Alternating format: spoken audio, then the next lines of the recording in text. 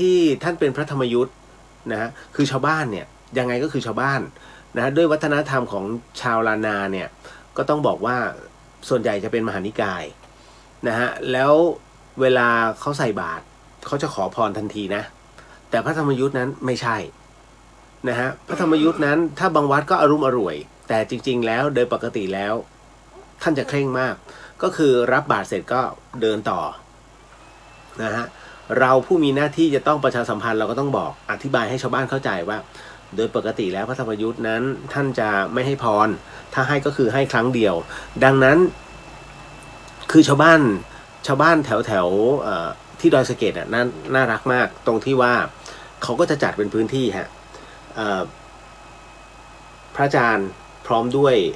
2 รูปและสามเณรเนี่ยก็เดินมาคือห่างจากวัดประมาณเกือบกิโลนะฮะแล้วก็มาที่บ้านหลังหนึ่งซึ่งตรงนั้นจะมีโยมเนี่ยรออยู่ก็ประมาณสัก 6-7 ท่านนะฮะก็พอแล้วเขาก็จะเตรียมเก้าอี้ไว้นะฮะเตรียมเก้าอี้ไว้3 ตัวจากนั้นเนี่ยพระสงฆ์ท่านก็ยืนประจำเก้าอี้น้องเนรก็ยืนประจำแล้วก็เปิดบาตรคราวนี้ก็เขาจะใส่พอใส่เสร็จปุ๊บเนี่ยเพราะเขารู้ธรรมเนียมของพระธรรมยุทธ์ว่าไม่ยืนให้พรก็เลยต้องนั่งพอนั่งเสร็จปุ๊บคราวนี้ท่านก็เลยให้พรแล้วให้ครั้งเดียวนะฮะไม่ใช่ให้พร่ำเพรื่อหมายถึงว่าโยมใส่1 คนก็ให้สัพพีติไม่ใช่นะฮะเขาก็จะรวมตัวกันพอเสร็จปุ๊บก็ให้พรแต่ผมไม่เล่าเรื่องอัศจรรย์ให้ฟังไม่ใช่เรื่องอัศจรรย์หรอกเป็นเรื่องหลอนๆนะฮะแต่เช้าเลยนะฮะก็หลังจากที่ใส่บาตรเสร็จเรียบร้อยก็เดินกลับพร้อมกันน้องเนนก็กระเพกเพราะว่าเม็ดพุทราเพิ่งวันที่3ที่ท่านบวชไงและเม็ดพุทรามาอยู่ตามถนนพร้อมกับกรวดโอ้ยสงสารแล้วก็สงสารนะแต่ก็ต้องเดินแล้วก็พยายามบอกเขาให้สวดอิติปิโสไปเพราะว่าทั้งหมดทั้งมวลนี้นะฮะเพื่อเป็นสมาธิแล้วอย่างหนึ่งก็คือเป็นการเขาเรียกว่าเปลี่ยนจิตให้มาอยู่กับภาวนาซะเวลาสัมผัสเนี่ยมันจะได้ไม่เจ็บนะฮะคือเจ็บน้อยลงไม่ใช่ไม่เจ็บหรอกมันก็ต้องเจ็บแหละแต่มันเจ็บน้อยลงนะฮะก็เป็นอันว่าสิ้นสุดไปเมื่อวานนี้แล้วหลังจากนั้นก็นำถวายภัตตาหารอย่างเป็นทางการท่านฉันประมาณ8 โมงเช้านะครับพูดคุยกับญาติโยมแล้วก็เสร็จสิ้น9 โมงผมป๊อกเลยแต่น้องเนนก็ยังอยากจะมาเรียนสมาธิผมก็ผิด ที่คือมันไม่มีแรงมันไม่มีแรงที่จะสอนมันไม่มีกำลังที่จะแบบน้องเนนต้องปฏิบัติแบบนี้นะก็เลยนอนพักเกือบก็เที่ยงกว่าตื่นขึ้นมานะฮะก็คราวนี้มีแรงพอสมควรก็เลยต้องสอนนะฮะในเรื่องของการทำสมาธิการเดินสมาธิยังไงนะฮะแล้วก็ประโยชน์ของสมาธิเกิดอะไรก็คือต้องอธิบายเพราะเขาอายุ13นะฮะความสงสัยเขามีเรื่อยๆคือสามเณรนะฮะยังไงก็คือเด็กคราวนี้เราก็คือมีหน้าที่ที่ต้องบอกเขาเป็นทีละสเต็ปให้หายข้อสงสัยก็เหมือนกับทุกท่านที่สงสัยแต่ละข้อที่ส่งเข้ามาแล้วพอท่านหมดสงสัยปุ๊บมันจบไงเหมือนกันถ้าตอบแล้วยังคลุมเครือเขายังมีความสงสัยอยู่เพราะฉะนั้นต้องตอบให้สิ้นนะฮะคือความกังวลสงสัยต้องให้จบเพราะถ้าไม่จบจะหาคนต่อไปเพราะแสดงว่าไม่ถูกจริตนี่ฮะเพราะฉะนั้นผมจึงจำเป็นว่าบางทีทำไมเหตุผลว่าขอก่อนเดี๋ยวผมขอคำตอบ1 วันนะฮะเพื่อที่ต้องไปหาข้อมูลแล้วก็ Data หาครูบาอาจารย์ปรึกษาเรื่องราวตัวนี้มันเกิดขึ้นอะไรยังไงนะแล้วก็เอามาพูดคุยเพราะว่ามันต้องให้เคลียร์พอเคลียร์ใจแล้วทุกอย่างมันจะจบนะนั่นคือวิธีการของพระพุทธศาสนานะฮะแต่ทั้งนี้ทั้งนั้นมันอะไรก็ไม่สู้กับที่เราปฏิบัติหรือว่าฝึกอย่างจริงจังก็คือไม่ว่าจะเป็นในเรื่องของทานในเรื่องของศีลนะรวมถึงการภาวนาเดี๋ยววันนี้เหมือนเดิมนะฮะก็เราพูดคุยไปก่อนแล้วปิดท้ายด้วยการสมทานศีลแล้วก็มาตอบข้อซักถามกันนะฮะวันนี้ผมยังอยู่ที่ตรงนี้เดี๋ยวพรุ่งนี้เนี่ยอาจจะต้องขออนุญาตเพราะว่าผมเข้าใจแล้วว่าทำไมแม่ครัวจึงไม่มีแรงจริงนะฮะในการเตรียมภัตตาหารเพราะพรุ่งนี้ผมต้องกลับไปแล้วก็เพื่อเตรียมภัตตาหารเนี่ยเพื่อถวายแด่พระภิกษุแล้วก็สามเณรด้วย นะฮะมีไม่ก็3 รูปทั้งหมดทั้งมวลแต่ว่าท่านเป็นวัดป่าไงแล้วมันอยู่ติดป่าช้าก็ออกจะหลอนๆหน่อย ท่านก็จะระแวงแต่เราก็ต้องอธิบายเพราะว่าบางสิ่งบางอย่างที่มันเหนือหลักวิทยาศาสตร์เนี่ยมันก็มีเยอะนะฮะแล้วเราก็ต้องมีหน้าที่อธิบายให้เคลียร์เพราะไม่งั้นผู้อยู่จะกลัวพระพุทธศาสนานั้นให้สอนดูจิตดูใจใช่ไหมนะฮะสอนในเรื่องทานศีลภาวนาให้เชื่อมั่นในองค์พระสัมมาสัมพุทธเจ้านะครับดังนั้นเนี่ยผมก็จะไม่บอกให้น้องเนนไปต้องมีพระพรหมต้องมีพระพิฆเนศไม่นะฮะอันนั้นเป็นระบบเทวานิยมจะไม่มั่วเพราะตอนนี้พระพุทธศาสนามั่วมากคุณเข้าไปเถอะทุกวัดมีหมดนะฮะพระแม่กวนอิมก็มีพิฆเนศก็มีพระพรหมก็มีคือทั้งหมดทั้งมวลสร้างไว้เพื่อให้โยมเข้าวัดจริงมันกลายเป็นว่าอันนี้นะฮะมันกลายเป็นว่าถ้าเจเนเรชันของจุดเนี้ยที่เห็นความเปลี่ยนแปลงเนี่ยมันหมดลงเจเนเรชันใหม่ขึ้นมาพระพุทธศาสนาจะเสื่อมทันทีฮะมันเข้าสู่ยุคของการถอยหลังเข้าคลองนะฮะถ้าตราบใดที่ยังไม่มีการชี้ชัดแล้วก็สำนักฆ่าเจ๋งสำนักฆ่านั้นจะต้องมีคนเข้าเยอะๆเรียบร้อยเลยฮะจริงๆประโยชน์มันได้แค่ปัจจุบันแต่อนาคตจบแล้วพระพุทธศาสนากลายเป็นหลักการค้าอย่างหนึ่งเหมือนกับต้องเรียกคนเข้าวัดนะฮะดังนั้นเนี่ยผมคงไม่ฝากมหาเถระเพราะไร้ประสิทธิภาพผมไม่ฝากสำนักพุทธเพราะสำนักพุทธก็ไม่รู้จักจัดการถ้าจัดการดีเนี่ยป่านนี้พระพุทธศาสนารุ่งเรืองแล้วฮะนะฮะเพราะฉะนั้นไม่คาดหวังคงจะวาดหวังให้กับเจ้าวัดแต่ละพื้นที่ฮะนะฮะก็ให้ท่านเรียกว่าอยู่ในก็บอกกันนะฮะส่วนพระลูกวัดเองอันนี้นิดนึงนะโยมก็ไม่ได้ว่าอะไรหรอกเพียงแต่ว่าเอาตามจริตของท่านแต่ว่าก็ท่านต้องรู้ว่าท่าน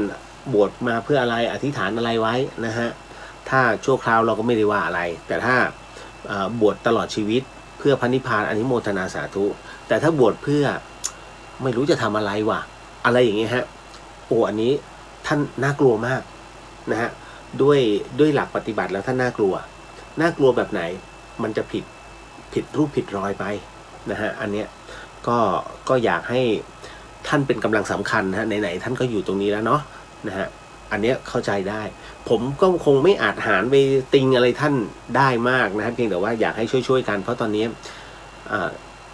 ท่านก็รู้เห็นตามหน้าข่าวมันมีเยอะมากประเภทแบบนี้นะฮะช่วยกันเนาะท่านเนาะสาธุ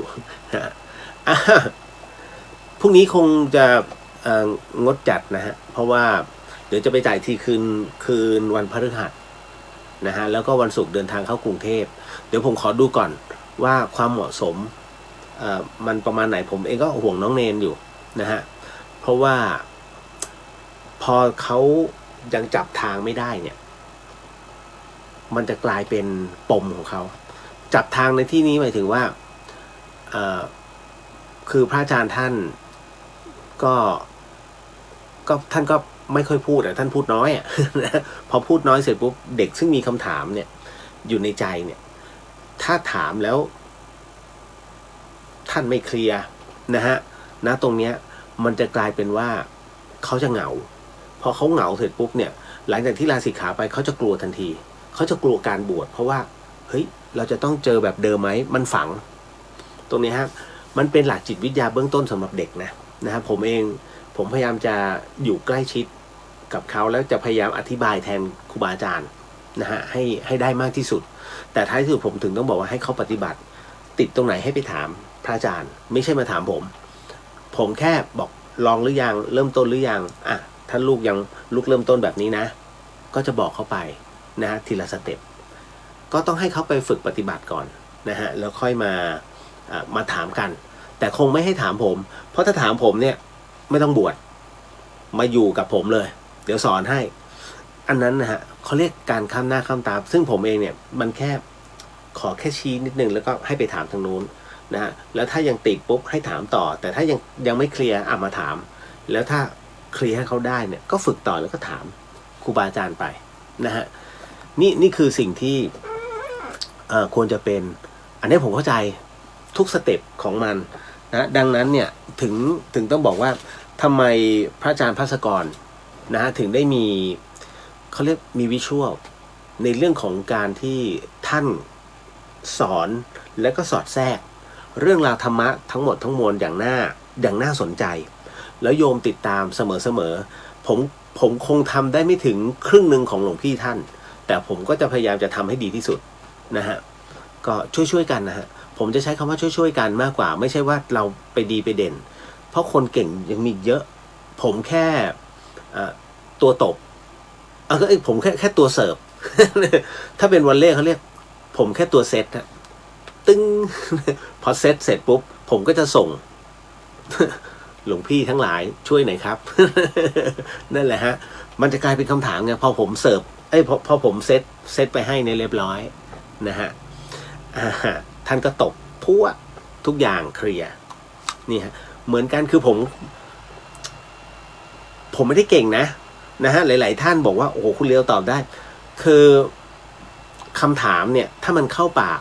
มันสามารถพูดได้นะฮะแล้วมันไปตรงประเด็นนะฮะแต่ว่าถ้าเก่งไหมคนเก่งมีเยอะ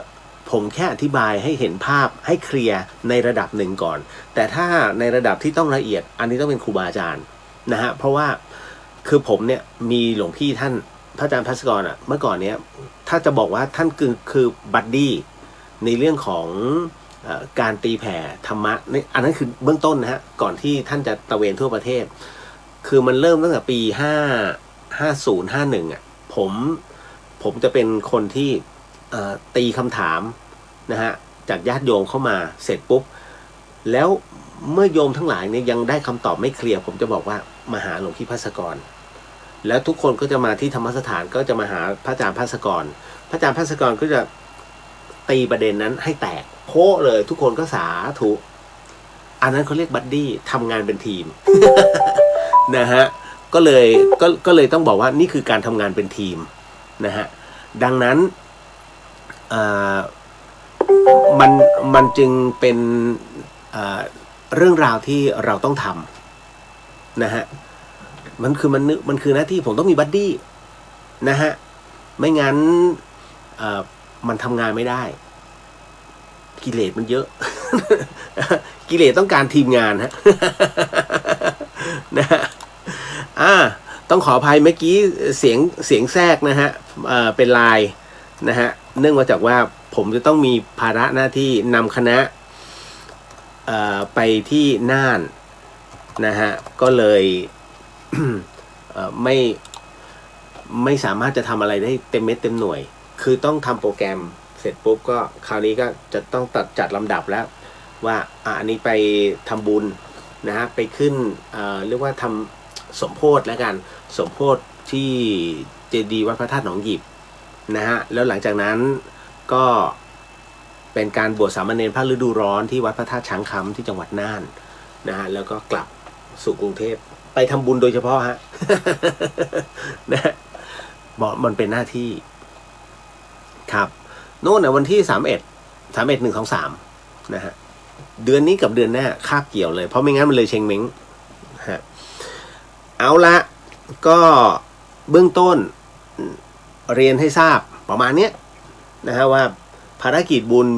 ยังต้องทำต่อไปฮะนะฮะหลายๆท่านที่ฝากผมทำบุญมาก็เรียบร้อยแล้วนะผมดำเนินการให้เป็นที่เรียบร้อยโมทนาสาธุนะฮะแล้วก็อีกหลายๆท่านแจ้งความประสงค์หรือว่าอยากจะร่วมบุญมาตอนนี้ยังครับ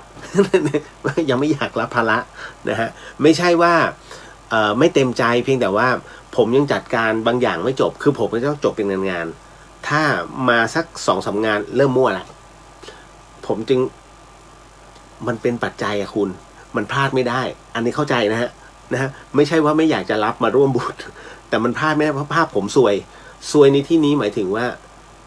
การที่เขาอธิษฐานมาเนี่ยผมจำสนิทใจแล้วผมจะพูดเสมอเงินปัจจัยที่เขาส่งมาเนี่ยแล้วเขาจบมาเนี่ยนะฮะเราเองเนี่ยพลาดไม่ควรจะพลาดเพราะถ้ามันพลาดเนี่ยมันเป็นหนี้นะฮะไม่คุ้มเอาจริงนะฮะมันไม่คุ้มกันก็เลยผมจะตัดตรงนี้ออกไปนะฮะจริงๆมันมีอยู่เรื่อยๆแหละนะฮะขอจบโปรแกรม นะขอจบเรื่องของน้องเนนให้เคลียร์ทั้งหมดทั้งมวลก่อนแล้วคราวนี้ถ้ามีบุญที่ไหนมีงานบุญที่ไหนก็จะบอกนะฮะแต่ผมก็ต้องใช้เวลาเพราะผมต้องสืบที่มาที่ไปของบุญก่อนไม่ใช่บอกบุญไปมั่วๆตายหวา อันนี้บุญกรรมลอยุ่งเลยนะฮะแต่ไม่เคยพลาดนะครับเอาล่ะเดี๋ยวขออนุญาตทักทายก่อนเนาะวันนี้ผมไม่ได้ใส่แว่นนะครับแว่นอยู่ในรถ ลืมหยิบมานะฮะแล้วฝนตกเชียงใหม่ฝนตกนะที่เชิงดอยสุเทพนะครับนิดนึงนะฮะคุณ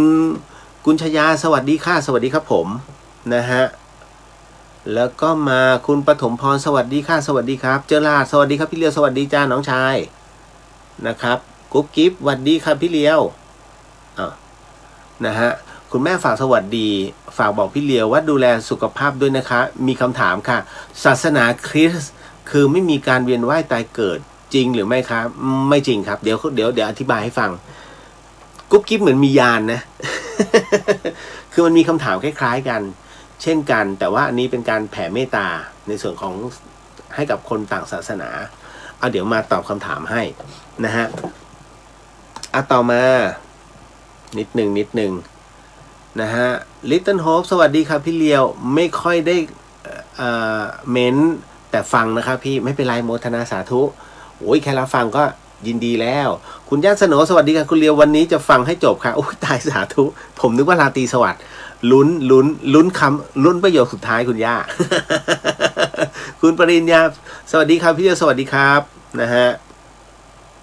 ต่อมาคุณจันยาสวัสดีครับคุณเลียวสวัสดีครับผมนะฮะพี่เกื้อกูลสวัสดีครับคุณเลียวสวัสดีครับนะฮะแล้วก็มาถึงคุณเมทัสซิสวัสดีครับพี่เลียวสวัสดีครับผมฮะก็มาพี่สุวรรณยาสวัสดีค่ะสาธุโมทนาบุญกับทุกบุญค่ะสาธุครับพี่ก็พยายามทำหน้าที่ของเรา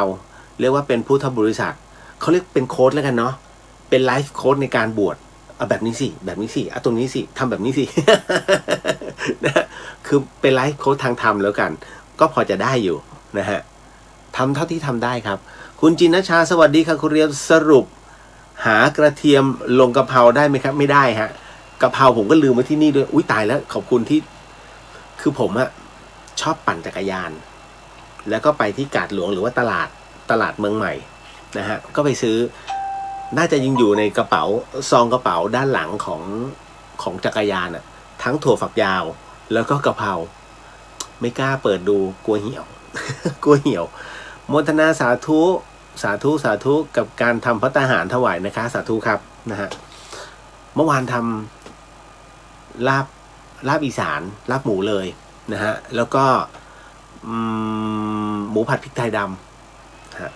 กิโลอ่ะ เล่นเลยนะฮะคือไม่ต้องไปสนใจไม่ต้องไปเสียดายนะคุณเวลาทำกับข้าวถวายพระแล้วก็เตรียมตัวจะผัดเห็ดฟางไม่ทัน ไม่ทันนะฮะเพราะว่าก็เลยฝากแม่ครัวไว้ว่าให้ถวายท่านวันนี้ซะนะก็ฝากทำมาแหละพี่วรันทรสวัสดีครับคุณเรียวสวัสดีครับผมนะฮะตามมาด้วยจุ้ยนะฮะอัครวิทย์สวัสดีครับพี่เรียวรายงานตัวอีกวันครับวันนี้พักผ่อนบ้างจุ้ยเองก็ไม่ค่อยสบายเนอะร่างกายต้องระวังป้าแก้วสวัสดีครับคุณเรียวสวัสดีครับป้าแก้วนะฮะโอ้เดี๋ยวผมดูกันนะป้าแก้วครั้งนี้เดี๋ยวลงกรุงเทพถ้ามีโอกาสจะแวะไปเมืองการรู้สึกว่าทางด่วนมอเตอร์เวย์เส้นเมืองการใช่ไหมเสร็จแล้วเดี๋ยวผมขอสำรวจก่อนไม่รับปากคุณติ๊กสวัสดีครับคุณเรียวสวัสดีครับผมพี่เจี๊ยบสวัสดีจ้าน้องเรียววันนี้ตื่นทันพอดีฮ่าสาธุครับนะฮะคุณยุพดีโมทนาสาธุค่ะสาธุครับนะฮะก็มาอันนี้น้องสาววินีสวัสดีค่ะสวัสดีครับผมทำงานไปด้วยฟังไปด้วยวันนี้ไม่มีอะไรซับซ้อนฮะ ทำดีหวัดดีพี่เลียวสวัสดีครับนะฮะก็มาถึงเอิร์ธหวัดดีครับพี่เรียววันนี้ดูข่าวคนจีนที่เข้าไปสักคิ้วเลยไม่ได้ไปขึ้นเครื่องบินที่เกิดอุบัติเหตุจึงรอดโอ้โหพลังบุญของการสักคิ้วอ่ะ พลังบุญเขา ต้องขนาดไหนครับ เนี่ยขอให้พี่เรือสุขภาพแข็งแรงเสมอเขาเรียกว่าประเภทโกงความตายนะฮะแล้วก็มันเป็นจังหวะด้วย คือมันเหมือนกับเหตุการณ์ครอบครัวของชาวออสเตรเลียนะฮะจำได้ไหมใน TikTok อ่ะนะฮะที่พอมาถึงจะเข้า จะเข้าเกตแล้วลูกชายไปเหมือนกับไปวิ่งเล่นแล้วก็หายไปไหนไม่รู้นะฮะเขาก็มัวแต่ตามหาจนกระทั่งเกตปิดพอไอ้ตรงที่เกตปิดคือมันเกือบจะถึงเวลาแต่เขาจะปิดก่อนล่วงหน้า15 นาทีปรากฏว่าขึ้นไปไม่เท่าไหร่เครื่องบินตก ครอบครัวนี้ก็เลยเฮ้กับลูกชายดีใจกับลูกชาย นั่นนะฮะคือเอาจริงนะเรื่องเครื่องผมเป็นคนที่กลัวความสูงแล้วก็เป็นคนที่ไม่ชอบเดินทางแล้วกลัวมากๆเคยตกหลุมอากาศแบบเคยไหมฮะแม้กระทั่งโฮสเตสเองตัวแอร์เองยังกรี๊ดเลยเอาจริงๆคือจริงๆแอร์เขาห้ามกรี๊ดนะคือต้องเก็บอาการให้ถึงที่สุดแต่มันตกหลุมอากาศตรงนั้นเส้นอุดรจำได้แอร์เอเชียอุดรกับไม่ใช่สิวันทูโกมันเป็นเครื่องย้อมแมวก็จากอุดรเนี่ยเข้ากรุงเทพโอ้โหคุณตกหลุมอากาศเรียกว่าหัวเกือบติดเพดานฟึ้งอย่างเงี้ยดีว่าคาดเบลต์ไงนะฮะมันแรงมากตั้งแต่นั้นโอ้โหใจหายวาบเลยกลัว นะกลัวจะเหมือนเรืองศักดิ์รอยชูศักดิ์ต้องมานอนชู2 นิ้วให้เขาหาม เจมส์เขาเครื่องตกที่สุราษฎร์ไงนานแล้วนะฮะจนได้บัตรทองขึ้นเครื่องการบินไทยฟรีตลอดชีวิตฮะคนที่รอดตายนี่เขาให้บัตรทองฟรีนะถือว่าหนังเหนียว น้องเบสสวัสดีพี่เลียวสวัสดีครับนะอุ๋ยศิริลักษณ์สวัสดีครับพี่เลียวสวัสดีจ้าอุ๋ยนะฮะ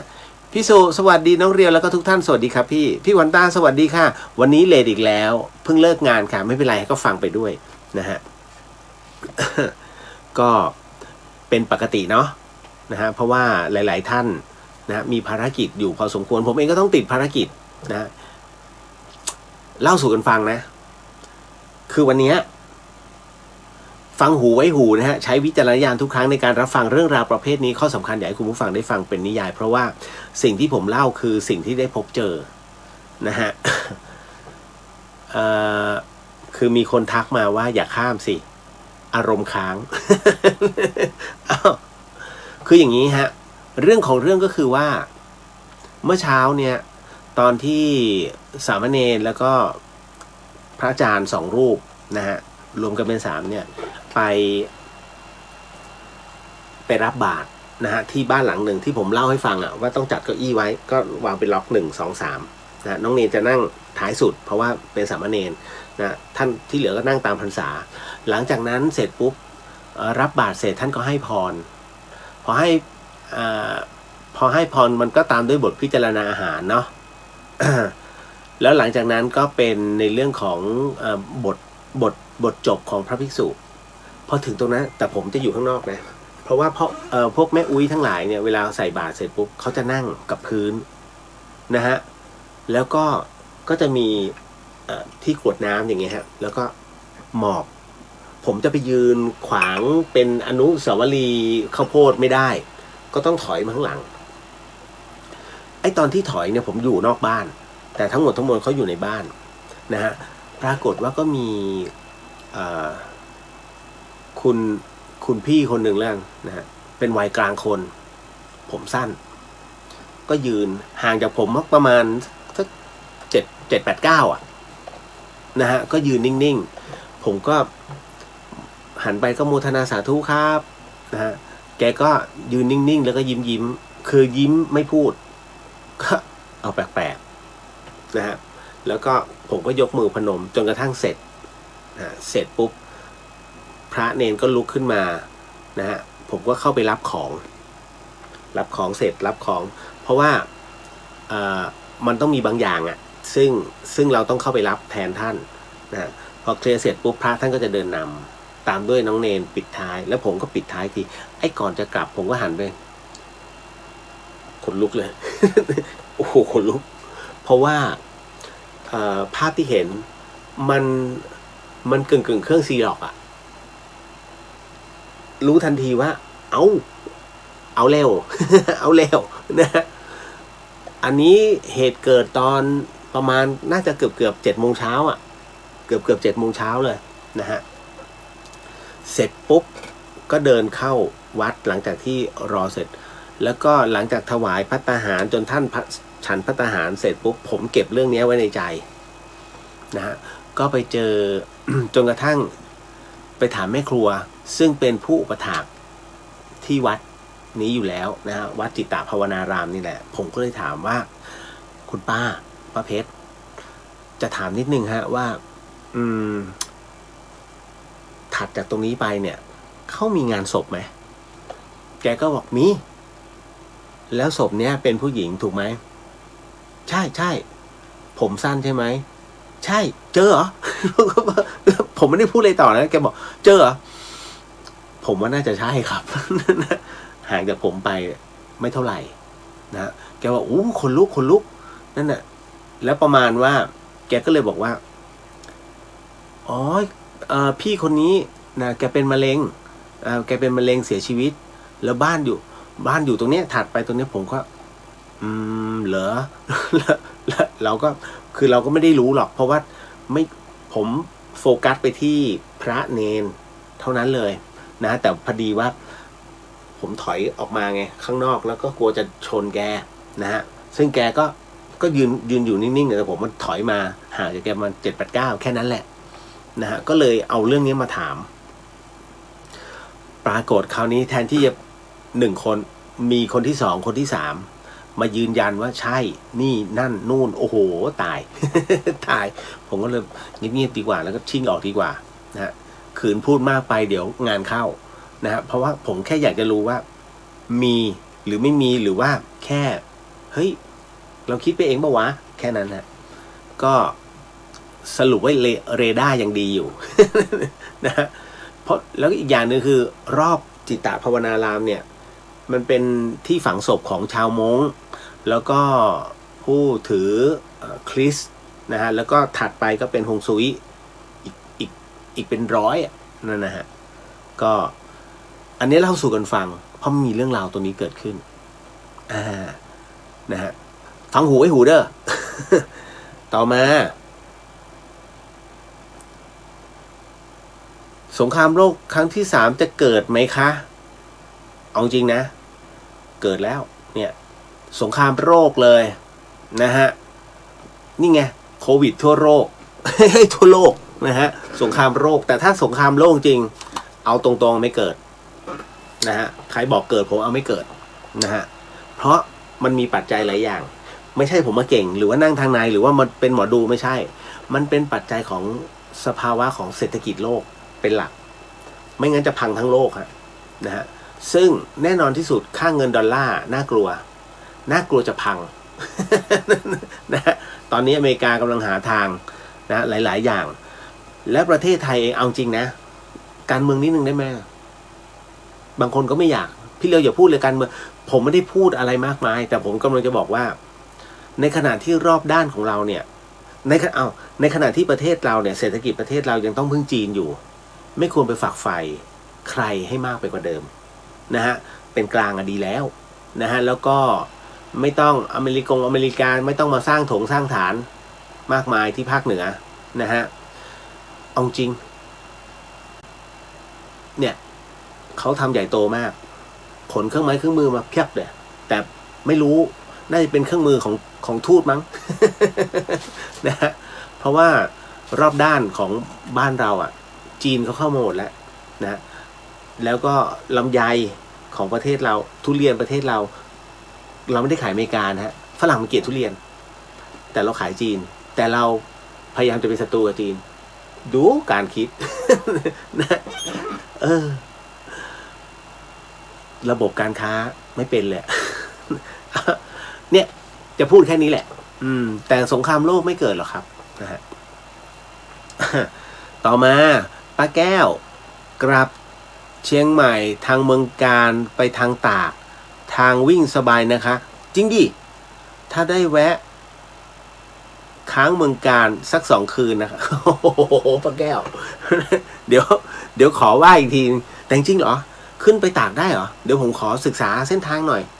นะครับว่ามันไปตรงไหนอ๋อเดี๋ยวนะมันขึ้นไปทางไหนผมนึกไม่ออกเพราะว่าผมเห็นที่เขาส่งกันในไลน์อ่ะมันเป็นทางจากกรุงเทพไม่เหรอป้าแก้วอ้อมพุทธมณฑลไปเลยตรงไปเลยอ่ะนั่นอ่ะเดี๋ยวขอศึกษาก่อนขจรศิลป์สวัสดีครับพี่เดียวสวัสดีครับนะฮะเอาละมาเข้าสู่การสมทานศีลกันก่อนเนาะนะฮะเพราะว่าวันนี้ยังมีเรื่องราวผีๆเยอะจริงดิพอดีมีคนถามเรื่องปู่โสมเฝ้าทรัพย์นะฮะแล้วก็อยากให้ยกตัวอย่างก็พอจะมีอยู่บ้างนะฮะพร้อมเนาะกำหนดจิตกำหนดใจให้ดีนะฮะก็คือ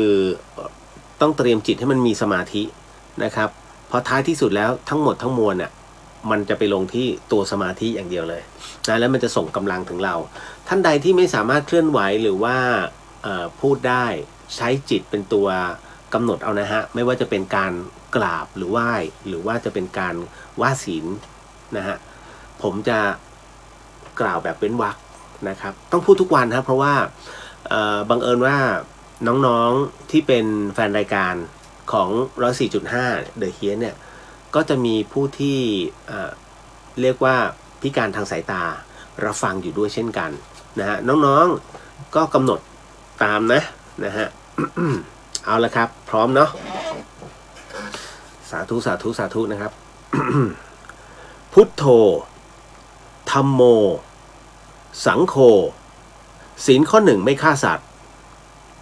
ศีลข้อ 2ไม่ลักทรัพย์ศีลข้อ 3ไม่ประพฤติผิดในกามศีลข้อ 4ไม่พูดเท็จศีลข้อ 5ไม่ดื่มสุราและของมึนเมาบัดนี้ข้าพเจ้าตั้งใจรักษาศีลแล้วบัดนี้ข้าพเจ้าคือผู้มีศีลข้าพเจ้าผู้มีศีลละอายต่อการทำความชั่วกลัวต่อผลของบาปกรรมข้าพเจ้าผู้มีศีลมีหิริโอตปปะมีกายเป็นมนุษย์มีใจเป็นเทวดาเป็นมนุษย์เทโวเข้าถึงความเป็นสหาย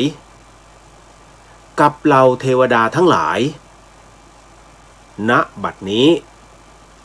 ข้าพเจ้าทั้งหลายขออดโทษลดกรรมที่ข้าพเจ้าประมาทพลาดพลั้งในช่วงวันนี้ลงในฉับพลันและขอให้กรรมดีที่ข้าพเจ้าหรือเหล่ากัลยาณมิตรได้ทำไว้นั้น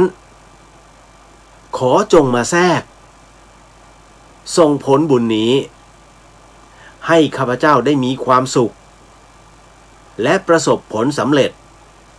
ตลอดไปเถิดสาธุสาธุสาธุนะฮะก็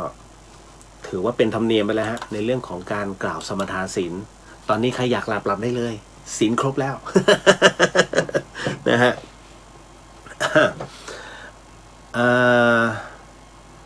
อยากให้น้องเลียวบอกวิธีการนั่งสมาธิโดยใช้รูปคำที่บ้านมีเพราะพี่นั่งปกตินั้นจะง่วงสับประงกค่ะจริงๆไม่ได้มีอะไรมากพี่สุพุทโธพุทโธธรรมดาแต่ว่าวนหรือว่าเราจะสวดอิติปิโสก็ได้แต่ว่าตัวคืองี้เวลาเดินจิตอ่ะ1อยู่ที่ลมหายใจนะฮะดูว่าลมหายใจมันเข้าแล้วสิ้นสุดตรงไหนนะออกแล้วสิ้นสุดตรงไหนแล้วหลังจากนั้นที่มือก็กำหนดตามนะฮะใช้ความรู้สึกกำหนดตามเขาเรียกว่าล็อกหรือว่าก๊อก2ก็คืออย่างเช่นอย่างวันนี้ผมสอนหลานผมว่าผมเอาหนังสือสมดุลโลกสมดุลใจสมดุลธรรมผลบุญคืนพลังชีวิตของหลวงพี่ภัสกรซึ่งหน้าปกเป็นพระเป็นหน้าปกรุ่นเก่า นะฮะเป็นพระนะฮะเป็นพระปางพระพุทธเมตตาแล้วคราวนี้ผมก็บอกว่าให้ลูกดูนะ ดูภาพเอาไว้เสร็จปุ๊บนะฮะแล้วค่อยๆหลับตาลงจิตลูกให้จับที่ภาพของพระเอาไว้หลังจากนั้นเมื่อหลับตาภาพของพระนั้นยังคงอยู่ในจิตแล้วหลังจากนั้นเริ่มบริกรรมพุทโธแต่การบริกรรมทุกครั้งหายใจเข้าหายใจออกเข้าสุดตรงไหนออกสุดตรงไหนไม่ต้องมาถึงหัวใจไม่ต้องมาถึงสะดือเอาแค่กำหนดเข้าออกเข้าออกเข้าออกไม่ให้เข้าไปไหนจบนะฮะล็อกที่2สำหรับการวอกแวกอะไรคือการวอกแวกหมาหอนแต่คราวนี้หมาหอนน่ะได้ยินแต่ได้ยินแล้วต้องเรียกกลับมานะฮะเพราะฉะนั้นพอถึงตรงนี้เสร็จปุ๊บเนี่ยอะไรที่เป็นตัวล็อกภาพพระพุทธรูปฮะปางพระพุทธเมตตาจะล็อกเอาไว้เพราะว่าอีกหนึ่งจิตเนี่ยเราจำตรงนั้นไว้นะฮะพอเสร็จปุ๊บแล้วเดี๋ยวจะค่อยๆหายค่อยๆหายคราวนี้จะกลายเป็นความว่างฝึกทุกวันฝึกทุกวันแล้วท้ายที่สุดแล้วเนี่ยมันจะขึ้นเร็วลงเร็วขึ้นเร็วแล้วก็ดับเร็วถ้ามันแวบนะจิตมันเตลิดไปปุ๊บเดี๋ยวมันจะกลับเข้ามาแต่ถ้าแวบไปแล้วไปเป็นนาทีเขาเรียกว่าไม่มีสมาธิก็ต้องย้อนกลับมาดูตัวเองใหม่นั่นนะฮะนั่นคือวิธีการนะฮะที่ผมสอนน้องเนนนะฮะก็เลยไหนๆก็ไหนๆขอบพระคุณพี่สุที่ถามก็เลยเอาตรงเนี้ยเอามาหยิบเอาไว้สำหรับใครที่อยากจะเริ่มต้นภาวนานะฮะเพราะฉะนั้นเนี่ยจิตไม่อยู่กับประคำเนี่ยก็ไม่ได้มีอะไรมากคือถอดออกมานะฮะแล้วก็หมุนประคำนะไปเรื่อยๆนะฮะแล้วก็จะสวดก็ได้อิติปิโสก็ได้แต่ว่าถ้าสวดปุ๊บเนี่ยมันก็เป็นสมาธิเคลื่อนไหวแต่จิตมันจะเป็นเขาเรียกบทต่อไปวรรค วรรคต่อไปในการฝึกวรรคต่อไปในการฝึกเพราะฉะนั้นเนี่ยเล่นสมถะเลยพุทโธนั่นฮะแล้วก็ไปเรื่อยๆไปเรื่อยๆไปเรื่อยๆค่อยๆนับจิตจะอยู่ที่นะฮะตัวนิ้วด้วยลมหายใจด้วยปากด้วยมันจะเป็นการฝึกที่ดีฮะ นะฮะถ้าหลุดเข้าภวังค์เมื่อไหร่ก็นั่นแหละถ้าเมื่อไหร่ก็ตามคำถามที่เจอบ่อยๆเดี๋ยววันนี้มีนะฮะเป็นประเภทน้ำตาไหลนะฮะน้ำตาไหลเขาเรียกปิติอาการพวกเนี้ยเขาเรียกว่าเหมือนกำลังว่าคุณเนี่ยกำลังจะเข้าสู่ฌานหนึ่งวันนี้มีผู้ถามเข้ามาในเรื่องของปฐมฌานไม่ใช่เขาเรียกว่าใช่น่าจะเป็นใช่ไหมในเรื่องของน่าจะเป็นเรื่องของปฐมฌานว่ามันหมายถึงอะไรแล้วมันมีอะไรนะฮะจริงๆแล้วปฐมฌานเนี่ยมันก็ไม่ได้มีอะไรมากถ้าคุณมีอากัปกิริยาทั้ง5อย่างที่ตามพระไตรปิฎกได้กำหนดนะฮะจริงๆมันก็จะมีวิตกวิจารปิติสุขเอกคตานะฮะ ณตรงนี้ทั้งหมดทั้งมวลเนี่ยฮะถ้าคุณมีอาการอารมณ์แบบนี้นะฮะแล้วเป็นแบบนี้ตลอดโดยเฉพาะอย่างยิ่งเอกคตานะฮะเอกคตาเนี่ยถ้ามันจำอารมณ์ทั้ง4ของข้างบนได้แบบคงที่ฌานหนึ่งนะฮะขอให้เป็นอย่างนั้นเดี๋ยวมาอธิบายอีกทีนึงแล้วกันนะถึงเอาไว้ค่อยๆไล่คำถามมาก่อนแล้วกันนะฮะต่อมาป้าแก้วบอกได้ใช่ไหมฮะน่าสนใจมากป้าแก้วเปิดเส้นทางใหม่ผมชอบ นะเนี่ยป้าแก้วชักชวนให้ผมเกิดกิเลสอยากสำรวจ ผมเป็นคนที่ชอบสำรวจเส้นทางนะฮะแล้วก็ไม่ว่าจะเป็นป่าไม่ว่าจะเป็นในเรื่องของการไปกับน้องๆออฟโรดเนี่ยนะฮะถ้าเป็นเส้นทางเก่าๆก็ต้องดูอีกทีนึงว่ามันน่าไปไหมแต่ถ้าเส้นทางใหม่ถึงไหนถึงกัน นะฮะมาเดี๋ยวเข้าสู่เรื่องราวที่น้องๆถามกันเข้ามาก่อนนะฮะคุณผู้ฟังครับเอาคำถามแรกก่อนเลยเนาะนะฮะมีผู้ถามเข้ามาว่าการเคาะหัวให้พรของพระสงฆ์นั้นกระทำได้หรือไม่นะฮะหลายๆท่านคิดว่าได้หรือเปล่านะฮะก็คงต้องบอกว่าทั้งหมดทั้งมวลแล้วแต่จริงแล้วทำได้ไม่มีข้อห้ามนะฮะในบทของพระวินัยนะฮะว่าจะต้องห้ามเคาะหรือว่าอะไรก็ตามคืออย่างนี้ ไม่พอดีว่ามีน้องส่งข้อความเข้ามา นะฮะคือในเรื่องของการเคาะหัวให้พรเนี่ยมันแล้วแต่รูปอ่ะหมายถึงพระนะฮะเราเรียกว่ารูปนะฮะเพราะฉะนั้นแล้วแต่รูปนั้นมันไม่ได้มีข้อห้ามแต่ที่เป็นเช่นนั้นเพราะว่าเกิดจากความน้อยใจของอิสตรีว่าเนี่ยผู้ชายเข้าไปถึงหมอกถึงเสร็จปุ๊บท่านก็ลูบหัวให้เป่ากระหม่อมพุ่งทำไมหนูสังเกตไหมทำไมหนูไม่ได้มั่งเลยหลวงปู่อยากขอเพราะว่าถ้าสมมติว่าหลวงปู่ไปเป่าแล้วคนคิดไม่ดีถ่ายรูปไปตึ้งเหมือนกับถ่ายภาพหลวงพี่ภัสกรเนี่ยเมื่อก่อนท่านบอกเสมอว่าเวลาถ่ายภาพจะต้องมีผู้ชายอยู่ด้วยเพื่อเป็นพยานไม่ใช่ว่าถ่ายผู้หญิง2 ต่อ 2เพราะมันเคยเกิดเหตุกรณีพระเกจินะฮะเรียกว่าเป็นพระปฏิบัติชื่อดังแล้วกันในอดีตนะฮะถ่ายรูปกับสีกาแล้วภาพเนี่ยสีกาอยู่ข้างหน้าก็จริงห่างแล้วท่านนั่งอยู่ข้างหลังมันเหมือนกับว่าสีกาเนี่ยไปนั่งเหมือนกับมันเป็นภาพเหมือนชัตเตอร์ลั่นต่อเนื่องคือสีกากำลังจัดตัวเองอยู่แล้วเหมือนข้อศอกเนี่ยมันกลางไงกำลังจะจัดหรือสักอย่างหนึ่งกลางอยู่แล้วข้อศอกเนี่ยมันไปพอดีกับตักของท่านที่กำลังนั่งนิ่งๆซึ่งท่านนั่งหลังนะแต่มุมภาพเนี่ยมันซ้อนเข้าใจใช่ไหมฮะมันเหมือนกับศอกไปเท้าตรงเข่าท่านกลายเป็นภาพที่ไม่สำรวมทันทีโอ้ตอนนั้นนี่ถือว่าเป็นเรื่องที่ฮือฮามากท่านก็เลยบอกว่าตั้งแต่นั้นเป็นต้นมาห้ามถ่ายรูปคู่กับสีกาถ้ามีจะต้องมีบุรุษนะ1 คนที่เข้าไปในภาพด้วยไม่ว่าจะเป็นใครก็แล้วแต่ต้องมีพยานก็คือเป็นผู้ชายอยู่ตรงนั้นให้ด้วย1 คนนะหลวงพี่จึงไม่อยากจะถ่ายรูปที่มีสีกานะเป็นภาพเดี่ยวๆแต่ถ้ามาเป็นหมู่เงี้ยโอเคไม่มีปัญหานะนั่นคือสิ่งที่มันเคยเกิดขึ้นนะฮะอันนี้เก็ตเนาะแต่กรณีของตรงนี้หลวงปู่หลวงตานะฮะพอเห็นว่าการเรียกร้องของโยมนะอุบาสิกาเนี่ยทั้งหมดทั้งมวลเนี่ยก็อยากจะขอให้ได้เคาะอยากได้เป่าบ้างท่านก็เลยเปลี่ยนวิธีการเป็นการเคาะก็เอาไม้เท้ามาเคาะหัวเลยป๊อกแป๊กป๊อกแป๊กป๊อกแป๊กป๊อกแป๊กนะอย่างที่ท่านเห็นเนี่ยหลวงปู่หลวงตาสมัยนี้ซึ่ง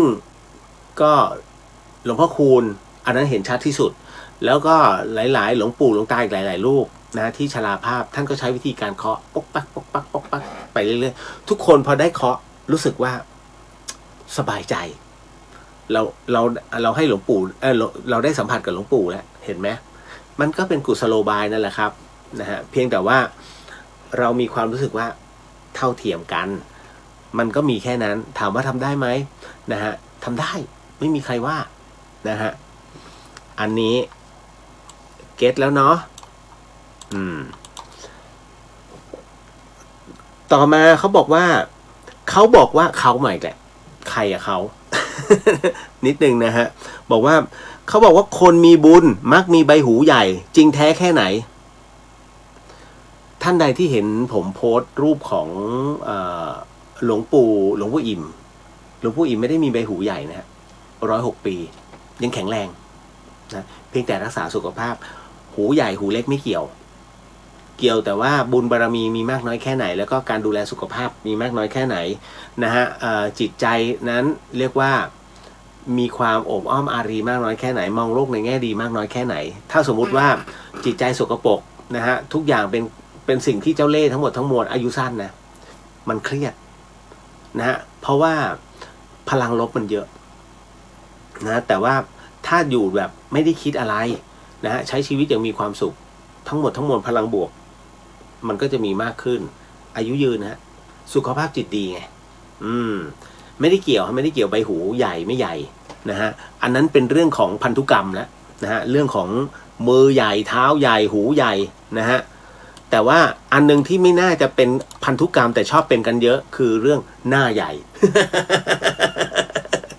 ไม่ต้องเดี๋ยวพี่จ่ายเองเดี๋ยวพี่จ่ายเองโอ้หน้าใหญ่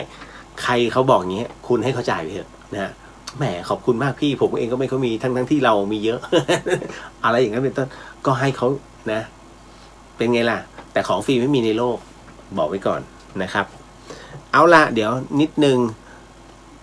กุ๊บกิ๊บบอกว่าเคยฟังธรรมบรรยายรายการหนึ่งค่ะก็ได้มีการเชิญชวนมาปฏิบัติธรรมที่วัดแล้วพระท่านก็บอกว่าถ้ามาปฏิบัติธรรมที่วัดนี้แล้วจะรวยคำถามคือปฏิบัติธรรมทำให้รวยจริงหรือไม่ครับรวยบุญฮะความหมายของท่านคือรวยบุญไม่ใช่รวยเงินนะฮะรวยบุญรวยศีลนะฮะก็คือศีลและธรรมอ่ะนะศีลบวกธรรมะ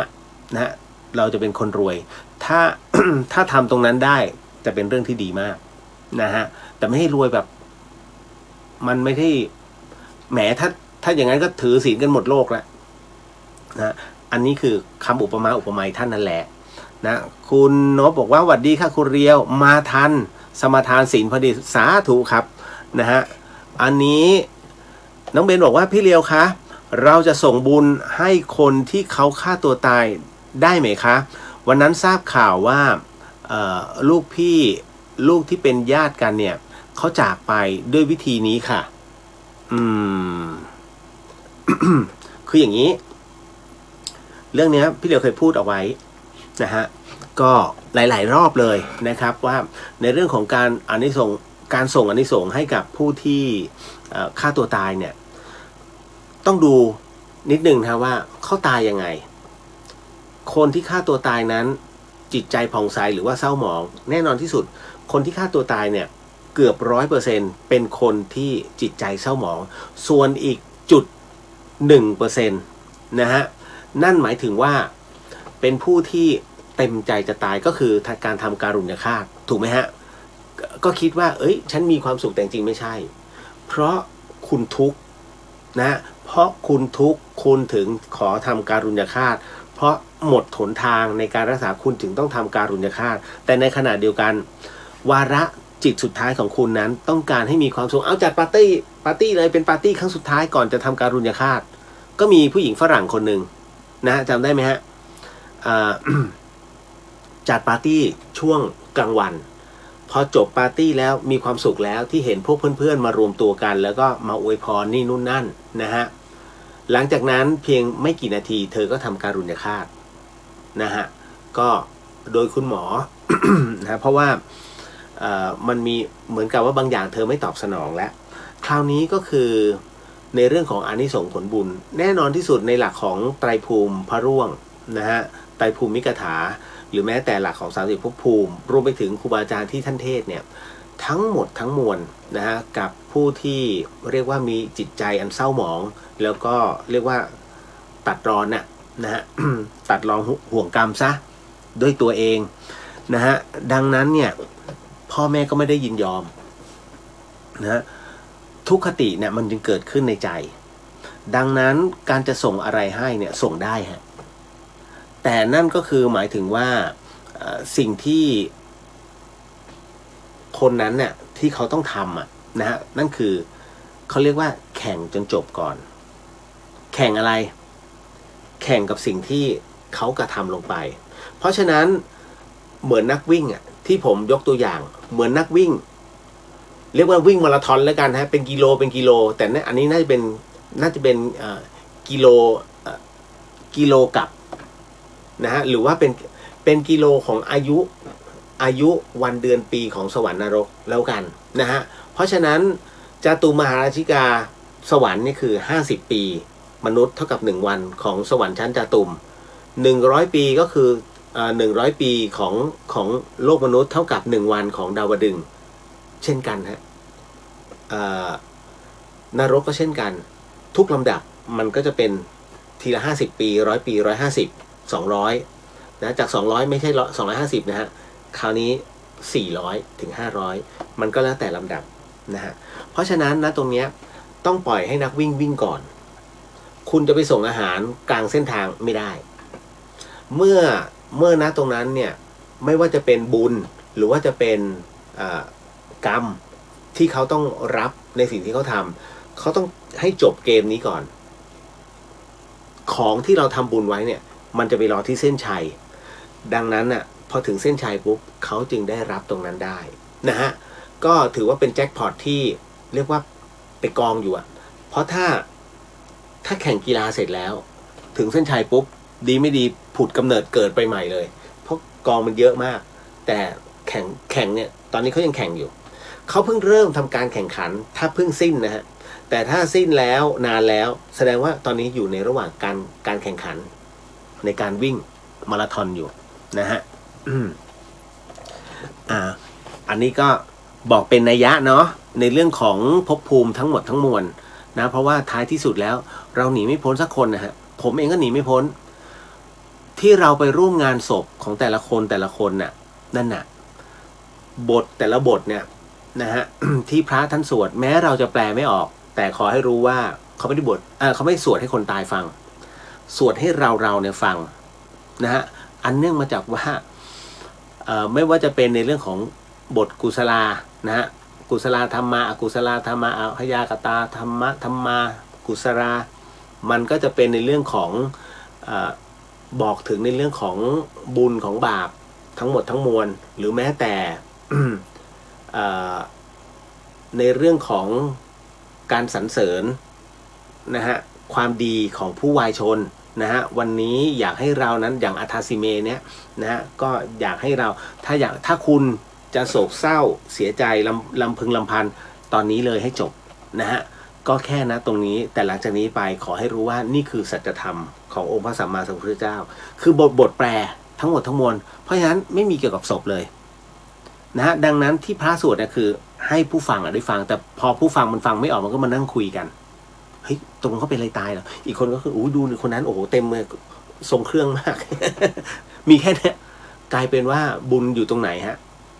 น้อยมากที่จะรับฟังในส่วนของบทสวดของพระท่านยกเว้นคนที่ตั้งใจไปจริงๆอันนั้นได้อานิสงส์เต็มๆนะฮะอานิสงส์ของการฟังสวดเนี่ยนะฮะถ้าตั้งใจจริงๆคุณได้เต็มนะนั่นคือบุญนะศพหมดสิทธิ์นะฮะแต่ว่าศพนั้นเสพบุญจากพลานิสงส์ที่ผู้ส่งให้แล้วผู้ที่มาร่วมงานนั้นมีความตั้งใจนั่นแหละวิญญาณท่านได้ณตรงนั้นนะครับคุณนัทธินีสวัสดีค่ะคุณเรือสวัสดีครับผมนะฮะคุณพิมพ์ดาวสวัสดีค่ะทุกท่านสวัสดีครับนะฮะต่อมาอันนี้คล้ายๆการกุ๊บกิ๊บที่กุ๊บกิ๊บถามนะฮะการแผ่เมตตาไปสู่บุคคลที่ต่างศาสนากันนี้เขาจะได้รับไหมครับนะฮะคำตอบคือได้รับครับนะคือการแผ่เมตตาเนี่ยคุณผู้ฟังนะไม่ว่าจะศาสนาไหนก็แล้วแต่คนที่แผ่เมตตาให้มันมีอันนึงฮะมันมีออร่ามันมีพลังแห่งความเมตตาเราหยิบคำว่าพระเจ้ามานะครับพลังแห่งความเมตตาของพระเจ้าแต่เราจะบอกว่านี่คือพลังแห่งความเมตตาของผู้ส่งให้เรากรวดน้ำนะฮะเราแผ่เมตตาแม้ว่าเขาจะนับถือผีเขานับถือพระเจ้าหรือจะนับถือใครก็แล้วแต่เมื่อเราแผ่เมตตาพลังแห่งความเมตตามันเป็นการเผื่อแผ่เป็นพลังงานสะอาดนะไม่ใช่พลังงานแสงอาทิตย์แต่เป็นพลังงานบริสุทธิ์นะครับที่เกิดจากตัวจิตของเราเนี่ยไปสู่เขารับได้แล้วก็เสพได้เช่นกันทุกศาสนาเสพได้เช่นกันเหมือนกันถ้าสมมุติว่าเราเป็นคนที่ทำคุณนประโยชน์เยอะนะฮะวันหนึ่งที่เราตายลงผู้ที่เขาต่างศาสนาซึ่งเป็นเพื่อนเราเป็นเพื่อนรักนะบางคนเขาก็แผ่เมตตาให้นั่งสงบจิตสงบใจอีกคนนึงก็นั่งละหมาดให้ถามว่าตรงนี้เราได้ไหมได้ครับเราได้อานิสงส์ของความเมตตาจากเพื่อนของเรานะพลังแห่งความเมตตาไม่มีแบ่งศาสนาไม่มีแบ่งว่าคนนี้ไร้ศาสนาไม่มีฮะมันเป็นพลังของความสะอาดมันเป็นพลังแห่งความบริสุทธิ์จากจิตเลยนะฮะจากจิตที่เราต้องการให้เพราะฉะนั้นได้รับครับตรงนี้รับประกันได้นะฮะเดี๋ยวนะผมตอบข้อซักถามตรงไหนมีค้างคาไว้ไหมฮะน้องเบนเก็ตนะฮะตรงนี้ผมเองก็ไม่อยากชี้ชัดลงไปเดี๋ยวมันจะไปกระทบใจ ต้องขอแสดงความเสียใจด้วยนะตรงนี้นะฮะแต่ก็อยากให้ทราบเอาไว้ฮะว่าผู้ที่คิดฆ่าตัวตายนั้นน่ะเขาค่อนข้างจะเศร้าหมองนะฮะไม่มีใครหรอกครับ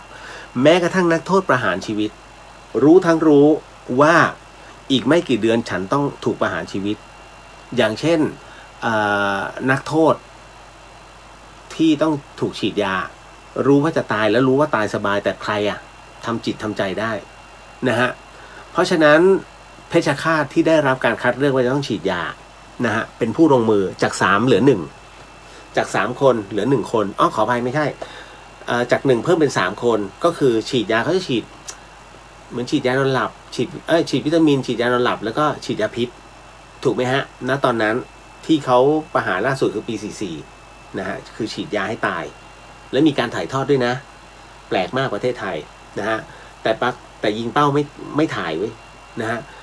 เอาง่ายๆเอาผมยกตัวอย่างคุณอาชาวเลศเดี๋ยววันนี้ขอยกบุญตรงนี้ให้คุณอาชาวเลศด้วยนะฮะเพราะว่าแกก็เสียชีวิตไปแล้วนะคุณอาชาวเลศเป็นเพชฌฆาตคนสุดท้ายที่ยิงเป้าแล้วสังหารไปหลายสิบศพเหมือนกันนะฮะผมว่าอยู่เมืองนนท์ได้ยินเสียงปืนตลอดนะฮะว่าใครบอกว่าประหารทุกเช้ามืดผมค้านสุดฤทธิ์คนนนท์รู้ทันทีว่าบางทีได้ยินตอนค่ำๆก็มีนะฮะเช้าก็มีเป็นบางวันนะแต่ส่วนใหญ่จะได้ยินคือเสียงปืนอ่ะมันดังมากป้องป้องลั่นเลยฮะลั่นจนตลาดนนท์อ่ะบ้านผมอยู่ตรงหน้าโรงเรียนอนุบาลนนท์เมื่อก่อนนะฮะก็จะได้ยิน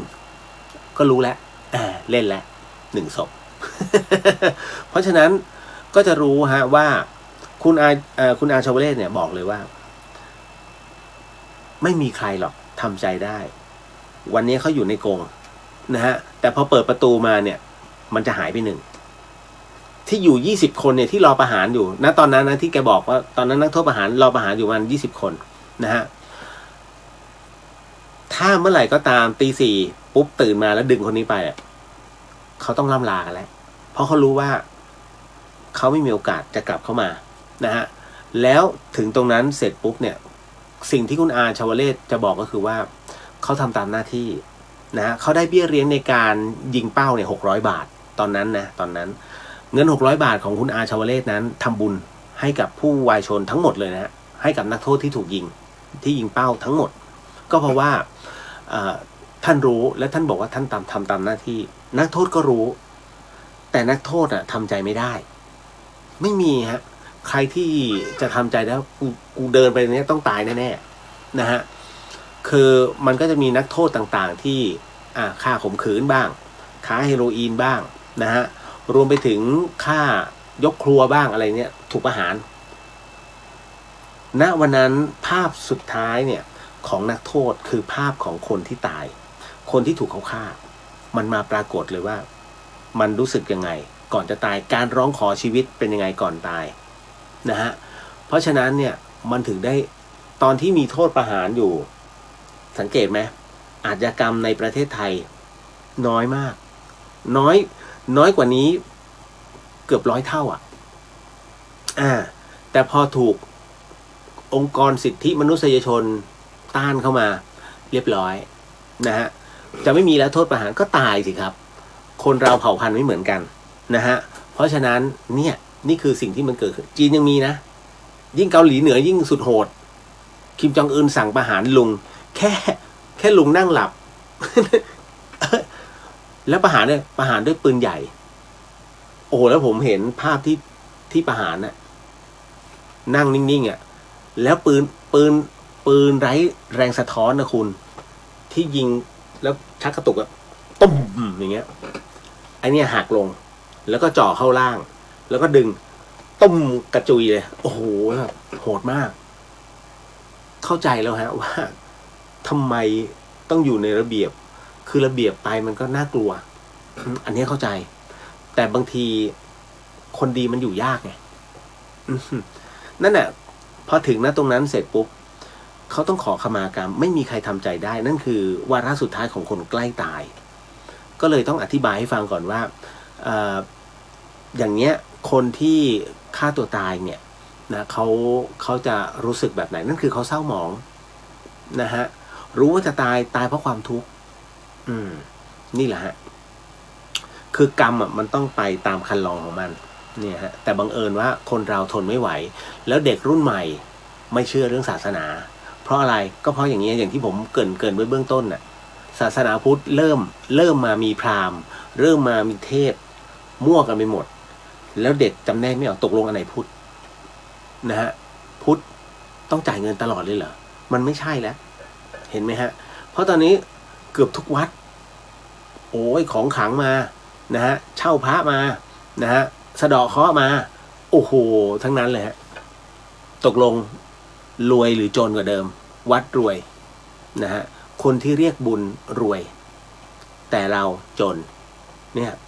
ใช้การพิจารณาหน่อยนะอันนี้ฝากไว้ให้คิดเนาะนะไม่ได้ว่าหรอกเพียงแต่ว่าบางทีผมก็รู้สึกว่าเริ่มเยอะแล้วนะฮะหลายๆวัดเริ่มเยอะไม่ได้เฉพาะเมืองเหนือนะทั่วประเทศเลยไปทุกที่มีหมดนั่นแหละครับมันกลายเป็นอะไรไม่รู้นะฮะเอาละมาคุ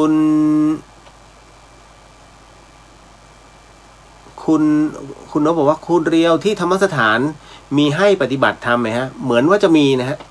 ะแต่ผมไม่ค่อยรู้ว่าที่นี่เขาทำอะไรบ้างนะเพราะบางทีผมจะมันเยอะหลายที่เขาขอตัวไปช่วยตรงนั้นตรงนี้บ้างนะฮะก็แล้วแต่ว่าวางหลักสูตรกันยังไงนะฮะ คุณประภาสวัสดีค่ะพี่ปกติดูย้อนหลังวันนี้ตื่นมาทัน ผมเจอแต่ผู้นอนเร็วๆแล้วผมก็กลายเป็นอะไรนะเขาเรียกว่าผู้ขั้นเวลาแห่งความสุขของผู้ที่จะนอน พิสูจน์คนฆ่าตัวตายนั้นกลับมาเกิดใหม่เป็นคนหรือสัตว์ค้าน้องเรียวพี่ชายฆ่าตัวตาย20 กว่าปีมาแล้วค่ะคืออย่างนี้ฮะเกิดเป็นคนก็ได้จะเกิดเป็นสัตว์ก็ได้แต่คนที่จะเกิดเป็นสัตว์เป็นคนที่ต้องทุบตีพ่อแม่เป็นคนที่เนรคุณกับผู้ที่มีพระคุณอันนั้นน่ะเรียบร้อยแต่ผู้ที่ฆ่าตัวตายแล้วนะฮะมันจะมีแบ่งกันไปแต่ส่วนใหญ่แล้วฆ่าตัวตายก็ยังไงก็ยังเกิดเป็นคนเพราะว่ายังต้องชดใช้กรรมอยู่นะฮะมันมีเหตุฮะผมเล่าเรื่องหนึ่งให้ฟังแล้วกันมีพระภิกษุรูปหนึ่งนะฮะปฏิบัติเคร่งมากนะฮะทุกสิ่งอ่านในข้อวัดเป๊ะแต่สุดท้ายแล้วด้วยความที่ท่านปฏิบัติไม่มีใครรู้นะฮะจนกระทั่งมีโยมเข้าไปทำความสะอาดห้องน้ำจึงไปเจอว่าพระรูปนี้ท่านเรียกว่ามรณภาพแล้วโดยการแขวนคอนะฮะคราวนี้เรื่องราวตัวนี้ก็ไปถึงครูบาอาจารย์ท่านก็บอกกันเป็นการภายในนะไม่ใช่มาประกาศเปล่าประกาศอันนี้เขาเรียกว่าเดี๋ยวจะเจอข้อหาปาราชิกนะเหมือนกับเป็นการอวดอุตริอวดคุณวิเศษซึ่งท่านบอกภายในหมู่ลูกศิษย์ของท่านถ้าบอกภายในมีปัญหาไงนะฮะท่านก็บอกว่าก็ตามเหตุปัจจัยเพราะว่าชาติภพที่แล้วเขาก็ฆ่าตัวตายท่านก็ฆ่าตัวตาย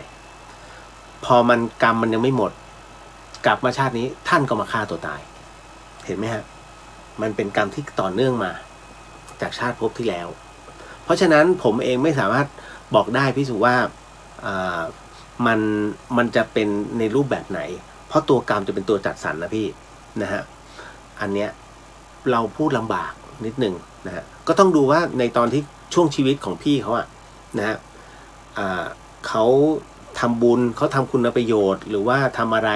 เอาไว้มากน้อยแค่ไหนนั่นแหละฮะตัวนั้นจะเป็นตัวบ่งบอกครับนะฮะคุณวรินทร์สวัสดีครับพี่เลียวสวัสดีฮะนะฮะต่อมาน้องเบนบอกเข้าใจอย่างชัดเจนเลยค่ะขอบพระคุณค่ะโมทนาสาธุครับคุณจินชาบอกว่าเวลาที่ใจเรากระด้างขึ้นจากการที่กำลังได้รับผลของวิบากหรือผจญเจ้ากรรมนายเวรมาอย่างยาวนานเนี่ยคุณเรียวแนะนำได้ไหมแก้อย่างไรภาวนาทานศีลภาวนามาครบทุกอย่างจบลงแต่ว่ามันจะจบตามเหตุปัจจัยเมื่อวานนี้ที่ผมยกตัวอย่างพิธีในเรื่องของการขออโหสิกรรมเหมือนกระดาษ1 แผ่นเมื่อเราทำแล้วนะฮะมันเกิดสเปซเกิดขึ้นตัวใหม่มันจะรีบกลับเข้ามาในสเปซเพื่อให้เกิดความสมดุลมีความควบแน่นไม่ว่าบุญหรือว่ากรรมเกิดขึ้นให้เป็นสี่เหลี่ยมเหมือนเดิมนั่นนะเพราะว่าณตรงเนี้ยนะฮะ ต้องบอกว่าเราไม่รู้ว่าชาติภพไหนเราคือเพชฌฆาตเราไม่รู้ว่าชาติภพไหนเราคือผู้ออกเงินกู้แล้วก็สั่งทรมานเราไม่รู้ว่าชาติภพไหนที่เราคือคนเจ้าเล่ห์นะฮะดังนั้นตัววิบากทั้งหมดทั้งมวลนั้นที่มากดเราเนี่ยมันจึงตามมาอยู่เรื่อยๆตามมาอยู่เรื่อยๆนะฮะแต่ถ้าตามหลักในปัจจุบันเอาปัจจุบันนะฮะในปัจจุบันเนี้ยถ้าตามหลักพุทธศาสนาหลวงปู่หลวงตาก็จะบอกว่ามันเป็นเหตุของกรรมที่เราเคยทำนะฮะเพราะฉะนั้นตามเหตุปัจจัยนั้นก็คือเราทำอะไรไว้บ้างครอบครัวเราทำอะไรไว้บ้างนะฮะหรือแม้แต่สถานการณ์ณตอนนี้มันกดเราอะไรบ้างมันจึงทำให้เกิดสถานการณ์ณปัจจุบันนี้นะฮะมันก็ทั้งหมดทั้งมวลผมจึงชี้ให้เห็นว่าในปัจจุบันด้วยแล้วเอาของหลักพุทธศาสตร์ที่เรียกว่าการข้ามภพข้ามชาติเอามาประกอบด้วยใช้บทการพิจารณาด้วยหลักกาลสูตรเอานะฮะก็คัดกรองเอาแต่ที่ผมบอกก็คือทานศีลภาวนาเพราะว่าตัวทานเองนั้นเป็นตัวที่ขัดเกลาจิตใจศีลนั้นเป็นตัวครอบของเราส่วนการภาวนานั้นคือเป็นการสะกดตัวเรานะฮะแม้กระทั่งตัวภาวนาเนี่ยสามารถแผ่อานิสงส์นั้นไปยังเจ้ากรรมนายเวรทั้งหมดทั้งมวลได้นะแล้วมันเป็นอย่างที่ผมบอกว่ามันเป็นพลังงานบริสุทธิ์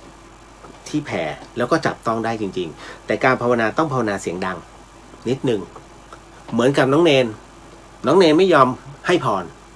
ผมก็เลยถามว่าน้องเนนทำไมน้องเนนไม่ให้พรให้ครับแต่ผมให้ในใจ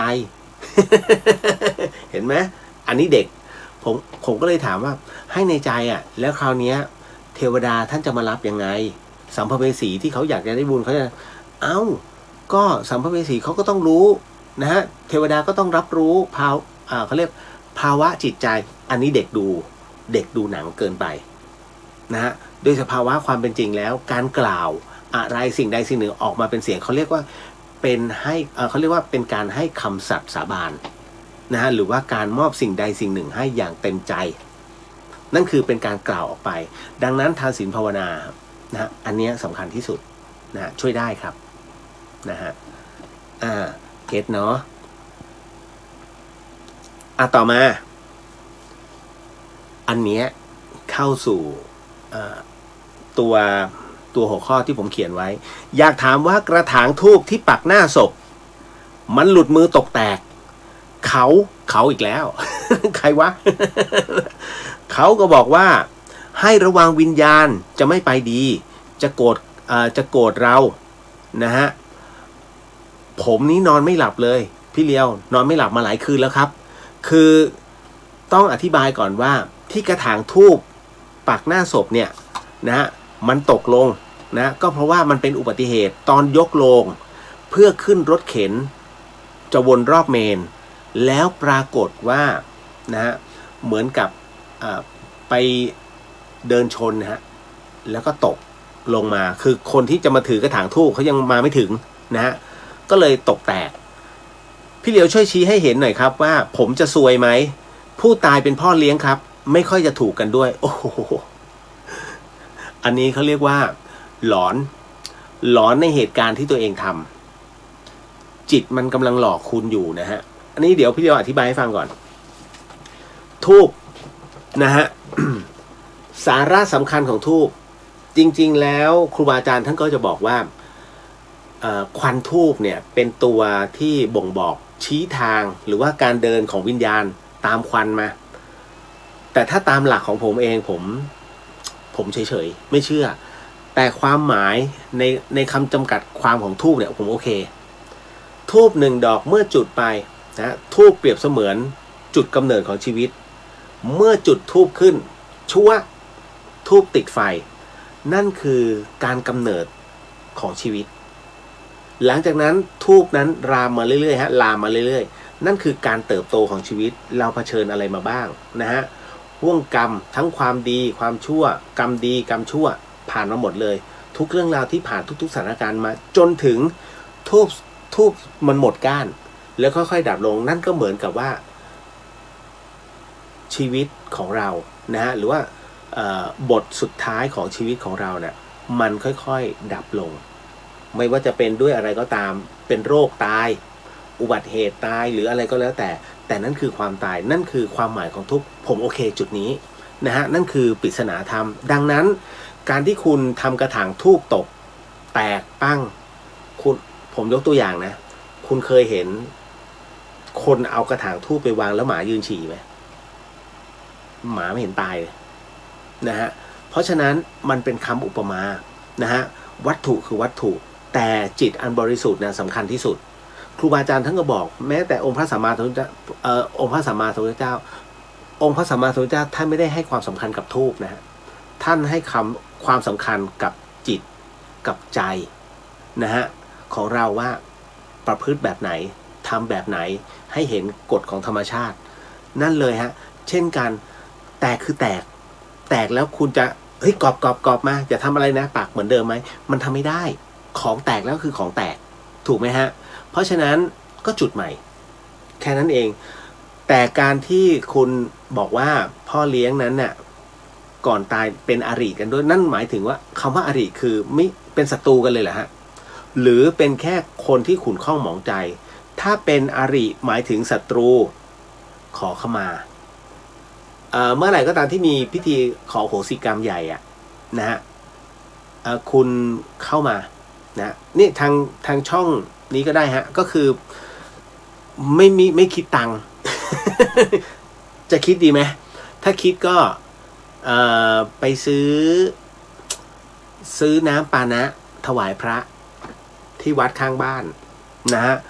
หรือจะเอาเงินไปช่วยหยอดเพื่อสร้างกุฏิหรือว่าซ่อมแซมกุฏิที่หลังคารั่วของพระสาธุดีกว่า ผมคิดเงินอย่างนั้น เอาวัดใกล้บ้านนะฮะวัดใกล้บ้านเนี่ยคนอื่นเขาก็แถวบ้านเขาก็ทำแล้วเอาวัดใกล้บ้านคุณน่ะที่คุณไม่ค่อยจะเห็นความสำคัญน่ะไปเข้าตรงนั้นดีกว่านะฮะส่วนท่านที่วัดจะทำอะไรเรื่องของท่านนะจบแล้วจบเลยนั่นแหละเวิร์กที่สุดแล้วก็ขอขมาขอโหสินะฮะขอโหสิกรรมซะนะฮะก็ไม่ติดใจเอาความซึ่งกันและกันนะฮะเพราะว่าคุณโกรธไปแล้วยังไงตอนนี้กลับเป็นว่าดวงจิตพ่อเลี้ยงเขาคิดไหมว่าคุณคืออริไม่รับรู้แล้วฮะจิตนะตรงนี้ก็ปล่อยผ่านแต่คุณเนี่ยกลับคิดจะมาหลอกกูไปวะจะมาหลอกคนที่ประสาทและบ้าคือคุณนะฮะดังนั้นวางลงนะฮะวางให้มันเบาแล้วก็ทุกอย่างก็จะโอเคขึ้นสวดมนต์นะผมขอใช้เมื่อกี้ทานศีลภาวนาเอาให้จบแล้วจิตคุณจะรู้สึกว่ามันนิ่งขึ้นอันนี้คุณกำลังฟุ้งซ่านแล้วคุณคิดเรื่องผีเคยเห็นผีหักคอคนตายไหมลงหนังสือพิมพ์วันนี้มีผีตายโหงมาหักคอคนนะเพื่อแก้แค้นตำรวจกำลังตามจับอยู่มีไหมฮะไม่มี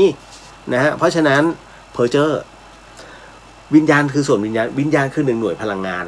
เขาจะทำอะไรก็แค่หลอกแบบไหนปรากฏตัวให้เห็นตกลงปรากฏตัวให้เห็นเนี่ยกระทบจิตหรือกระทบใจกระทบกายหรือกระทบใจกระทบใจนะฮะเพราะใจหวั่นไม่ได้กระทบตัวเลยแต่ตัวคุณดันวิ่งหนีตกบันได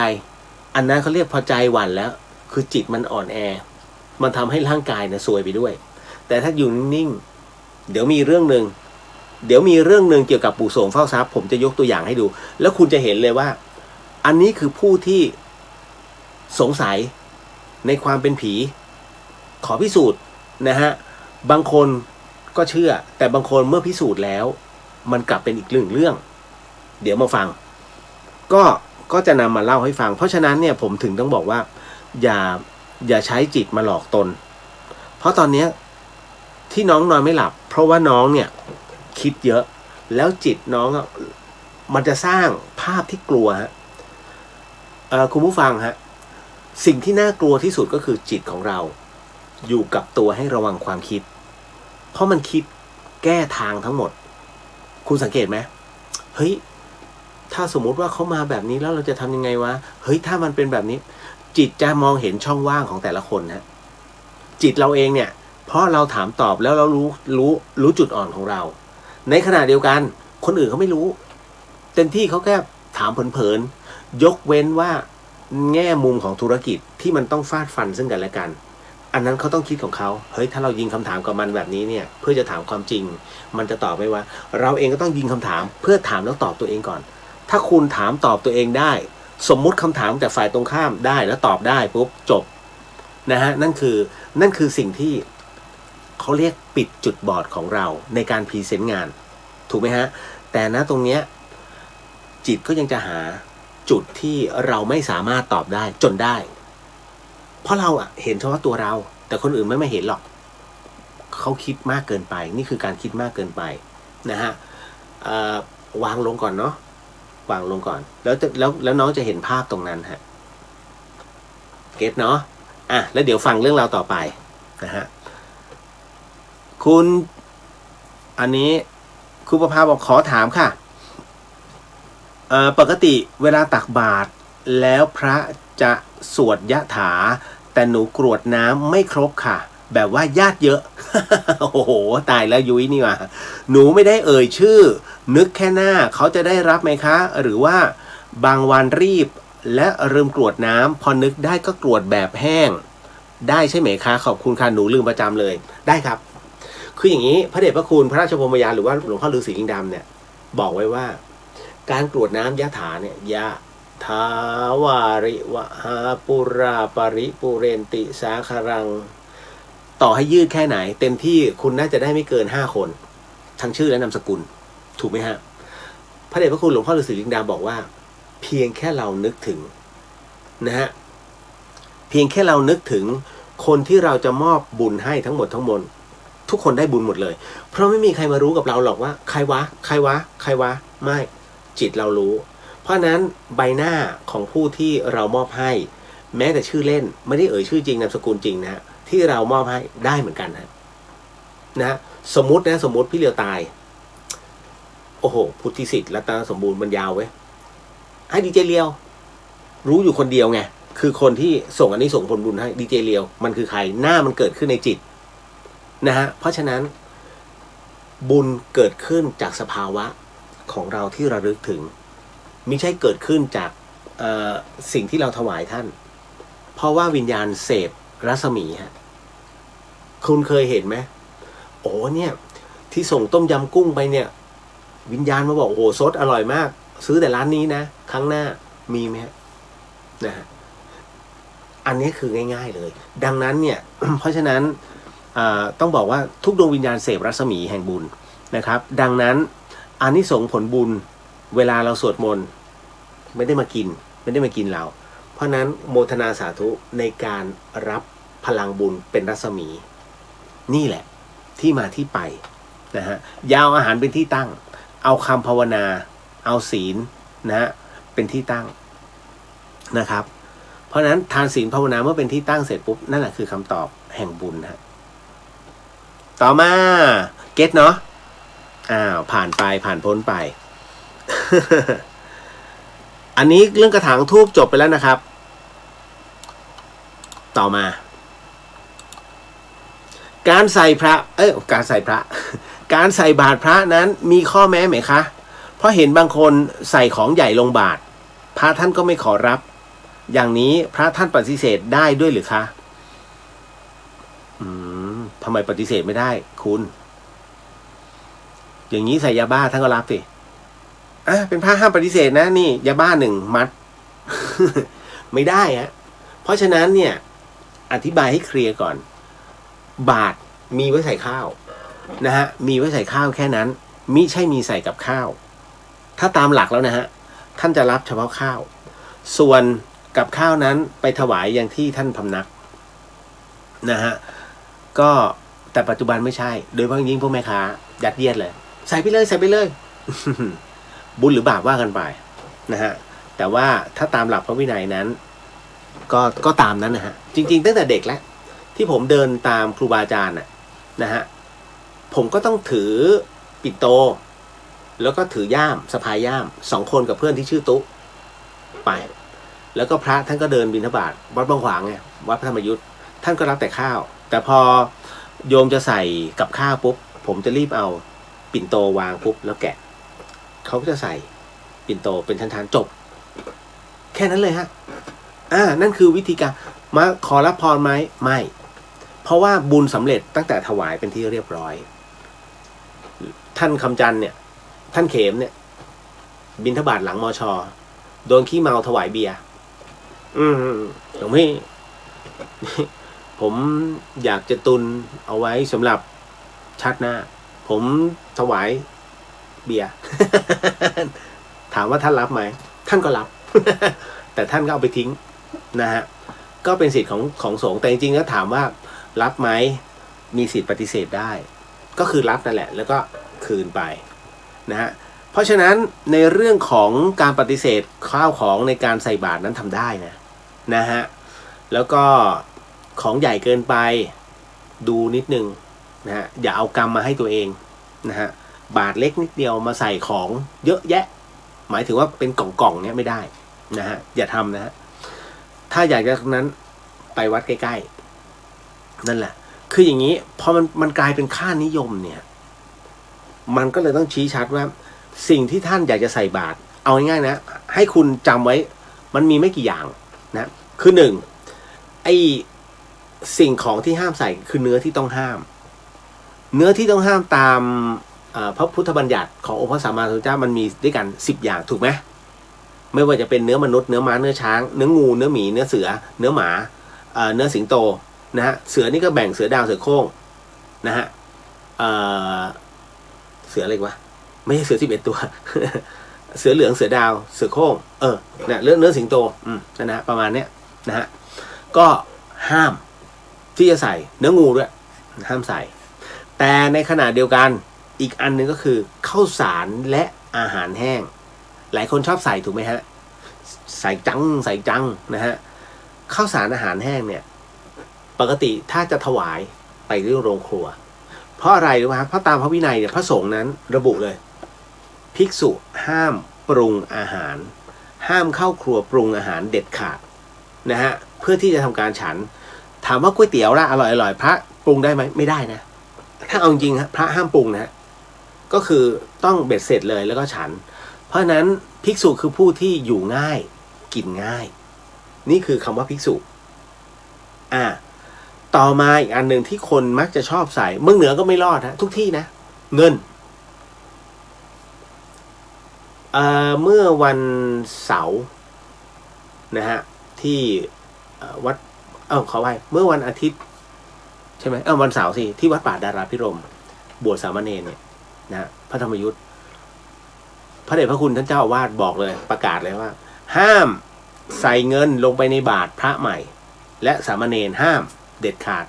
ก็ยังมีคนใส่ผมก็เลยต้องบอกว่าท่านห้ามใส่เงินลงไปนะฮะ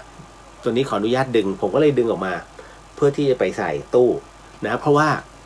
ไม่ได้นะฮะตามพระวินัยห้ามเด็ดขาดคือเรื่องเงินเนี่ยไม่ควรแน่นอนในเรื่องของการใส่แล้วก็ไม่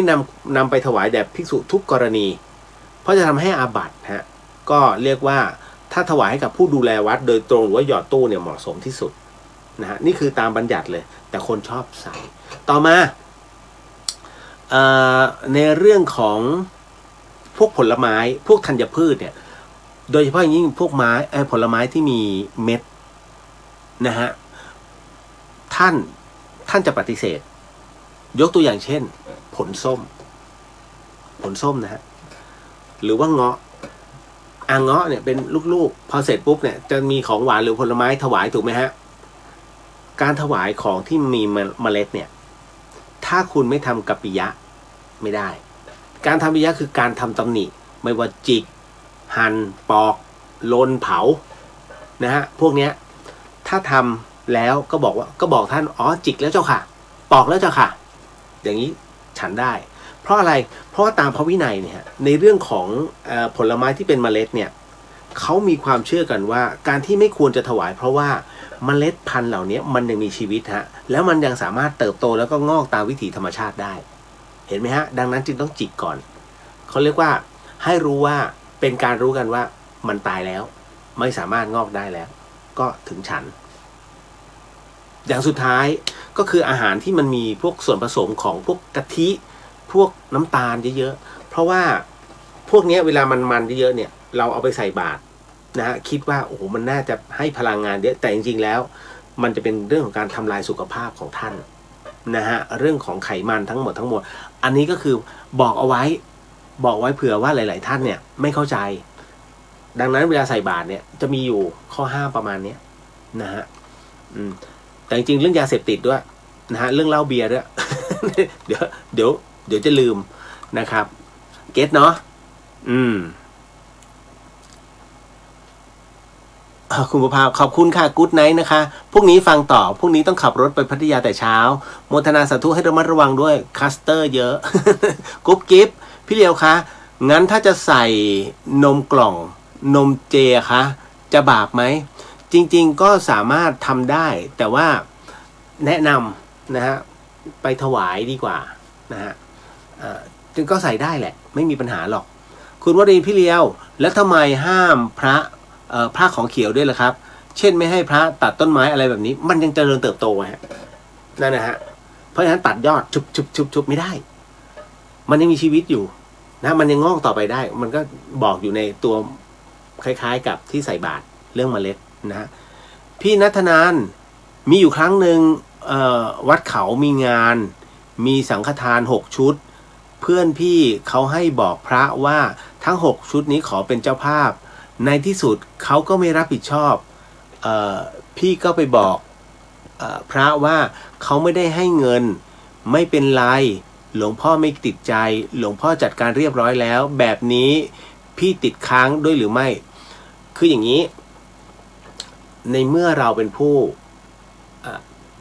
บอกบุญนะตรงนี้แล้วทั้งหมดทั้งมวลนั้นในเมื่อเขาไม่ให้มาเราต้องรับผิดชอบเป็นเรื่องจริงฮะเหมือนที่อาจารย์ดร.กมลพรที่ผมไปของคณะต้นบุญไปซูตองเป้นะรู้ใช่ไหมฮะซูตองเป้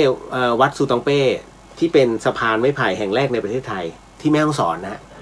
ท่านพระอาจารย์จิตรพัฒน์ที่เป็นเจ้าอาวาสอยู่ตอนนั้นพระอาจารย์จิตรพัฒน์ท่านจะกำลังสร้างวิหารนะฮะก็เลยอยากได้เจ้าภาพเป็นเสาวิหารเนี่ยทั้งหมดรู้สึกตอนนั้นจะ22ต้นถ้าจำไม่ผิดนะฮะต้นละ12,000นะฮะท่านก็บอกบุญเล่นๆน่ะคือไม่จะใช้คำว่าเล่นๆท่านก็บอกบุญไปอย่างนั้นแหละเผื่อท่านใดที่อยากจะรวบรวมเงินกันท่านไม่ได้มาฟิกนะว่าจะต้อง12,000ไม่ใช่ปรากฏว่าโยมที่ไปทุกคนก็ต่างโมทนาสาธุก็ร่วมขอเป็นเจ้าภาพ1ต้นบางคนก็ลงชื่อเอาไว้นะบางคนก็ไม่ได้ลงชื่อแต่ขอเป็นเจ้าภาพทุกสุดท้ายแล้วครบคือเหมือนกับว่าพูดกันปากเปล่าแต่ไม่ลงชื่อท้ายที่สุดแล้วพอถึงเวลาที่เขามาทำแล้วเนี่ยจะต้องเอาปัจจัยให้ตามตัวไม่ได้นะฮะคือคนสนุกปากเนี่ยซวยนะฮะชีวิตนี่มีแต่ความซวยเกิดขึ้นเพราะว่าเอาแต่สนุกปากสุดท้ายอาจารย์ดร.กมลพรก็เลยต้องรับผิดชอบทั้งหมดมัน200,000 กว่านะแกก็เลยมอบทั้งหมดนั้นให้พระอาจารย์ไปนั่นแหละฮะผมเลยบอกว่าเนี่ยพี่ติ๋วเป็นอันเนี้ยเป็นเคสเป็นบทเรียนนะฮะว่าเวลาบอกตัวนี้ต้องจดว่าใครเป็นใครนะเพราะฉะนั้นแม้ปัจจัยนั้นเป็นของหลวงพ่อเองแต่เป็นปัจจัยของพระพี่มันก็ไม่เหมาะสมเนาะนะฮะต่อมาภิกษุว่าพี่จ่ายตลาดตอนเช้าเห็นพระภิกษุเดินจ่ายตลาดพี่หันไปมองถือเงินจ่ายตลาดเป็นปึกค่ะพูดลำบากพี่เพราะว่าถามว่าควรไหมจริงๆไม่ควรเลยนะฮะการที่ภิกษุเดินไปจับจ่ายนะตรงนั้นมันจะมีประมาณว่าติดต่อพ่อค้าคนกลางหรือว่าโยมอุปถากแถวบ้านเนี่ยโรงครัวยังต้องการอะไรขาดตกบกพร่องอะไรมาบอกแล้วเดี๋ยวจะจัดการให้จะเป็นปัจจัยเนี่ยเอาให้ก็จะมอบปัจจัยนี้ให้คนกลางนั้นไปซื้อนะฮะเพราะบางที่วัดที่อยู่ห่างไกลนะฮะท่านก็ไม่ได้เดินบาตรก็จะเป็นการทำกับข้าวโดยพ่อครัวแม่ครัวนะนำถวายก็ประมาณหนึ่งแต่ถ้าพระเดินตลาดถือว่าเป็นที่อโคจรด้วยเช่นกันผิดนะฮะแต่ว่ามันเป็นเขาเรียกอาบัติทุกกฎมันเป็นอาบัติเล็กที่ไปปรงได้นะฮะแต่ปรงได้ยังทำซ้ำแล้วซ้ำอีกมันก็เป็นอาบัติโดยอาจินโดยติดตัวอันนี้ถือว่าทำแล้วซ้ำอีกอันนี้ผมฟันธงไม่ได้ต้องให้ เรียกว่าเป็นพระผู้ใหญ่หรือว่าพระสังฆาธิการเป็นผู้ตัดสินนะฮะอันนี้ผมไม่คาดโทษพระเพราะว่ามันไม่ใช่หน้าที่เราท่านก็มีจุดของท่านอยู่นะครับเก็ตเนาะต่อมาเดี๋ยวนะครับมาถึงในเรื่องของพิสูจน์ถามเรื่องนี้นะฮะในเรื่องของการภาวนาด้วยเม็ดประคำซึ่งพอดีว่าคุณจินชานะฮะเธอกำลังส่งมาให้ผมนะฮะก็เป็นประคำเช่นกันก็โมทนาสาธุไปเพราะผมคือปกติผมต้องการแก่นมะขามเป็นแก่นมะขามที่เชียงใหม่ไม่มีเป็นส่วนใหญ่เป็นไม้มะค่าผมไม่เอาผมต้องการไม้แก่นมะขามเพราะว่าผมเห็นบางอย่างที่มันเกิดขึ้นมาแล้วนะฮะคือมันคือเห็นกับตาแล้วอะเพราะฉะนั้นอะไรที่เราพิสูจน์แล้วเห็นกับตาแล้วผมจะอยู่จากตรงนั้นเลยนะเหมือนกับที่ผมรับประทานอาหารร้านไหนแล้วมันอร่อยผมจะกินร้านนั้นเลยไม่เบื่อแล้วผมก็วันนี้กินร้านนี้พรุ่งนี้กินร้านนี้พรุ่งนี้กินร้านนี้แล้วก็จะวนลูปมา เป็นงั้นจริงนะชีวิตไม่กล้ากลับไปกินคือไม่กล้าเปลี่ยนเพราะว่าผมไม่มั่นใจแต่ว่าเอาซะหน่อยวันไหนดีวันดีคืนนี้ลองซะหน่อยร้านใหม่อร่อยไหมนะใครเปิดร้านอย่าให้ผมไปรีวิวนะคือผมจะจ่ายเงินในการไปกินแต่ผมรีวิวจริงๆนะฮะถ้าแบบผมก็จะจริงๆนะ แล้วจะเขียนจริงๆเพราะว่าคือถ้าไม่มั่นใจอย่าเรียกกันนะเพราะไม่งั้นเดี๋ยวจะมองหน้ากันไม่ติดนะเพราะเราเป็นอะไรที่คือผมเป็นคนที่มันไม่อร่อยแล้วเราบอกเฮ้ยลองยังลองดูแล้วลองเสร็จปุ๊บเขาไม่ด่าร้านนะเขาบอกไอ้คนที่บอกลองยัง ไม่คุ้มนะถ้าจะผิดใจกับผมไปผิดใจกับเขาเลยดีกว่าประมาณนี้ฮะเพราะว่าเขาทำให้อร่อยไงแต่บังเอิญว่ามันดันเชิญเรา นะผมก็จะนิ่งๆอร่อยไหมมีน้องเปิดร้านติ่มซำผมก็กินมาเป็นไงพี่อร่อยไหมโอเค แต่ถ้าอร่อยผมก็อร่อยเฮ้ยอร่อยจริงๆจะเป็นอย่างนี้แต่ถ้าไม่อร่อยผมโอเค โอเคนะฮะเดี๋ยวจะโดนมันด่า นะฮะแต่รอออกมาก่อนถ้ามันให้เขียนรีวิวเมื่อนั้นกระจายแต่บังเอิญว่าไม่ได้ให้เขียนรีวิวไงก็เลยแค่ไม่บอกต่อเพราะเรารู้แล้วมันยังรสมือมันยังไม่ถึงนะฮะก็อย่างว่าลิ้นคนเราผิดกันผมดูในเชฟกระทะเหล็กโอ้อร่อยอย่างนั้นเข้าปากผมลิ้นจระเข้เอาจริงนะฮะอาหารนี่ต้องดีไซน์ขนาดนั้นเพื่ออะไรโอ้โหเสพนี่เขาเรียกเสพกามหมายถึงว่าต้องจัดหน้าให้สวยกลิ่นเนื้อจะต้องหอมแบบนี้กินกะทิต้องขนาดนั้นเลยเหรอโอ้โหแบบเสพแล้วขึ้นสวรรค์เลย คือตกลงคุณประโยชน์ของอาหารอยู่ตรงไหนอิ่มอร่อยพอประมาณนะฮะแล้วก็ราคาผมเอาแค่นี้นะอิ่มอร่อยราคาสู้ได้โอเคถึงที่ เรื่องนี้ที่พิสูจน์ถามไว้นะฮะคล้ายๆกันเป็นเรื่องของปฐมฌานนะหรือว่าจำได้ไหมชั้น1ชั้น2ชั้น3ชั้น4คือคนที่เข้าฌานเนี่ยเขาถามว่าปฐมฌานคืออะไรพี่ฝึกยากเปล่าคำว่าฌานเนี่ยนะเข้าฌานผมจะบอกว่าหลายคนคิดว่ามันยากแต่จริงๆมันไม่ยากนะฮะไม่ได้ยากอย่างที่คิดเลยคือคุณต้องเข้าใจก่อนว่าฌานคืออะไรฌานมันคือการเพ่งการรวมจิตนะคือเมื่อจิตถูกรวมกันเป็นหนึ่งแล้วมันจะเกิดบางอย่างเกิดขึ้นเพราะฉะนั้นถ้าคุณมีอาการคือเอาแค่ปฐมฌานคือฌานเบื้องต้นก็คือฌาน1นั่นแหละนะฮะเพราะฉะนั้นอย่างที่ผมบอกไม่ว่าจะเกิดวิตกวิจารปิติสุขเอกคตานะฮะณตรงเนี้ยทั้งหมดทั้งมวลเนี่ยฮะมันคืออารมณ์ของฌาน1นะฮะเพราะฉะนั้นไม่ว่าคุณจะเกิดอะไรขึ้นถ้าวิตกเนี่ยคุณต้องดูก่อน นะฮะมันเป็นการกำหนดรู้ลมหายใจพุทโธพุทโธไปเรื่อยๆคือถ้าคุณนั่งสมาธิแล้วอารมณ์ปรากฏเหมือนกับที่บอกไว้นะเนี่ยคือนะชั้นหนึ่งแต่คุณต้องแน่ใจนะว่าเราไม่ได้คิดเรื่องอื่นเรื่องใดที่มันเข้ามานะคือกำหนดลมหายใจ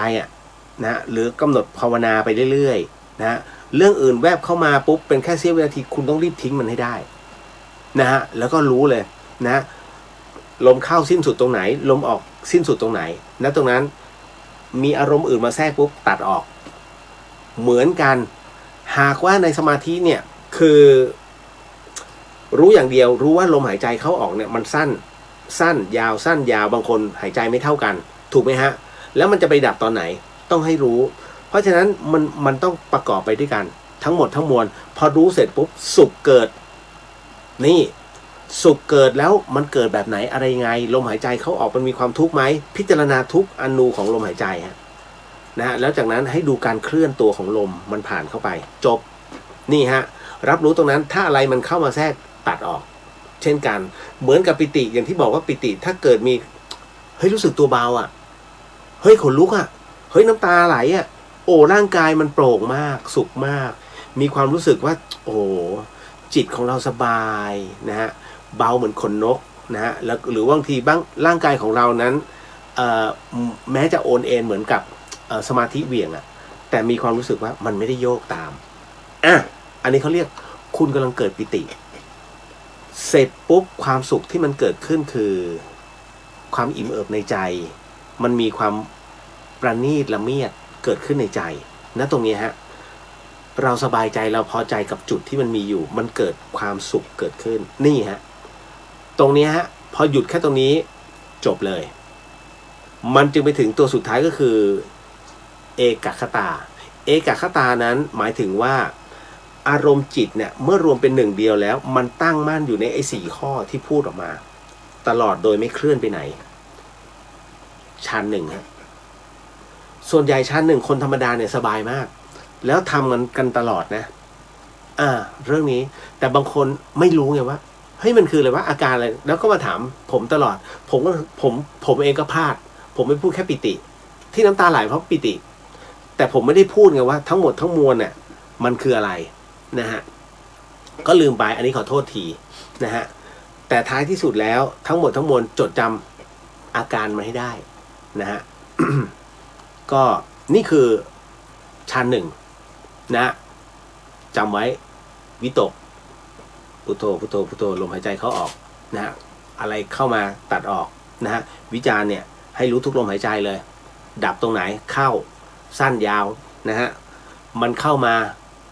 แค่ไหนให้ดับไปออกแค่ไหนดับไปจบอะไรเข้ามาตัดไปเห็นไหมทำได้จะปิติก็อย่างที่บอกขนลุกตัวเบาน้ำตาไหล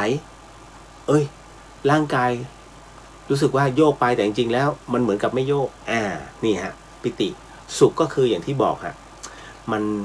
รู้สึกเยือกเย็นจิตมันปราณีตมากนี่ฮะไม่ใช่เพ้อเจ้อนะนี่ทั้งหมดนะจนกระทั่งถึงเอกคตาเอกคตาก็คือจำอารมณ์ทั้งหมดไว้ตลอดคงที่ไว้ตลอดไม่เคลื่อนไปไหนจบฮะ เอาละก็เป็น1 จุดนะฮะที่มาพูดถึงกันคุณโอ๊ตบอกเคยไปใส่บาตรทำบุญที่วัดในวันพระเวลาที่ถวายน้ำหรือว่าสังฆทานเห็นเบียดเสียดกันถวายให้หลวงตาเจ้าอาวาสพี่ไม่ชอบเบียดแย่งกับใครก็ถวายกับพระที่คนน้อย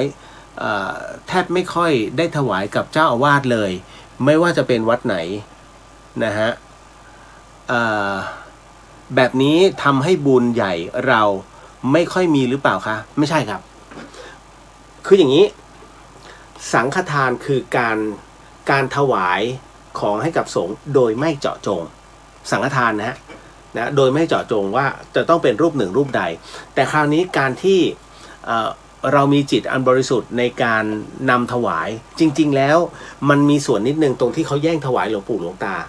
เพราะว่าเขาเรียกว่านาบุญแต่คราวนี้ต้องดูก่อนหลวงปู่หลวงตานั้นแน่นอนที่สุดคนยอมรับนับถือเพราะว่า การปฏิบัติของท่านเป็นข้อวัดที่ดี หรือท่านอยู่มานานไม่ปฏิบัติก็มีเยอะนะฮะเพราะฉะนั้นการปฏิบัติหรือว่าการถวายแสดงว่าค่าตัวท่านสูงถวายเพื่อต้องการค่าตัว แต่ในขณะเดียวกัน พาลูกวัดนั้นที่เรานำถวายไปผมก็จะบอกว่าบางทีพาลูกวัดเองเนี่ยกำลังฝึกด้วยตัวตนด้วยตัวของท่านเองอยู่ในกุฏิรูปเดียวนะฮะคือระบบของวัดเนี่ยจะไม่เกินหน้าครูบาอาจารย์ก็คือท่านเจ้าอาวาสนั่นแหละทำอะไรก็ตามเราจะไม่เกินหน้าครูบาอาจารย์ยกประโยชน์ให้กับครูบาอาจารย์ไว้ก่อนแต่ท้ายที่สุดแล้วกิจวัตรจะเป็นตัวชี้วัดว่ารูปนี้ปฏิบัติดีปฏิบัติชอบหรือว่ากำลังปฏิบัติกำลังฝึกเราทำอานิสงส์ตรงนี้ได้เหมือนกันแล้ววันไหนที่ท่านนั้นสำเร็จบรรลุหรือว่าเข้าใจในธรรมะหลักธรรมชั้นสูงปุ๊บบุญนั้นก็ยังไม่ไปไหนนะเพราะว่าคุณจะเกิดความปิติเกิดขึ้นว่าโอ้ยรูปนี้ที่เราได้เคยนำถวายนี่นะโอ้ยณบัดนี้ท่านเจริญในทานละโมทนาสาธุบุญยังกลับเข้ามาได้นะฮะยังกลับเข้ามาได้แล้วมันจะทำให้เราเกิดความปิติอันหนึ่งก็คืออยากจะทำบุญต่อกับรูปนี้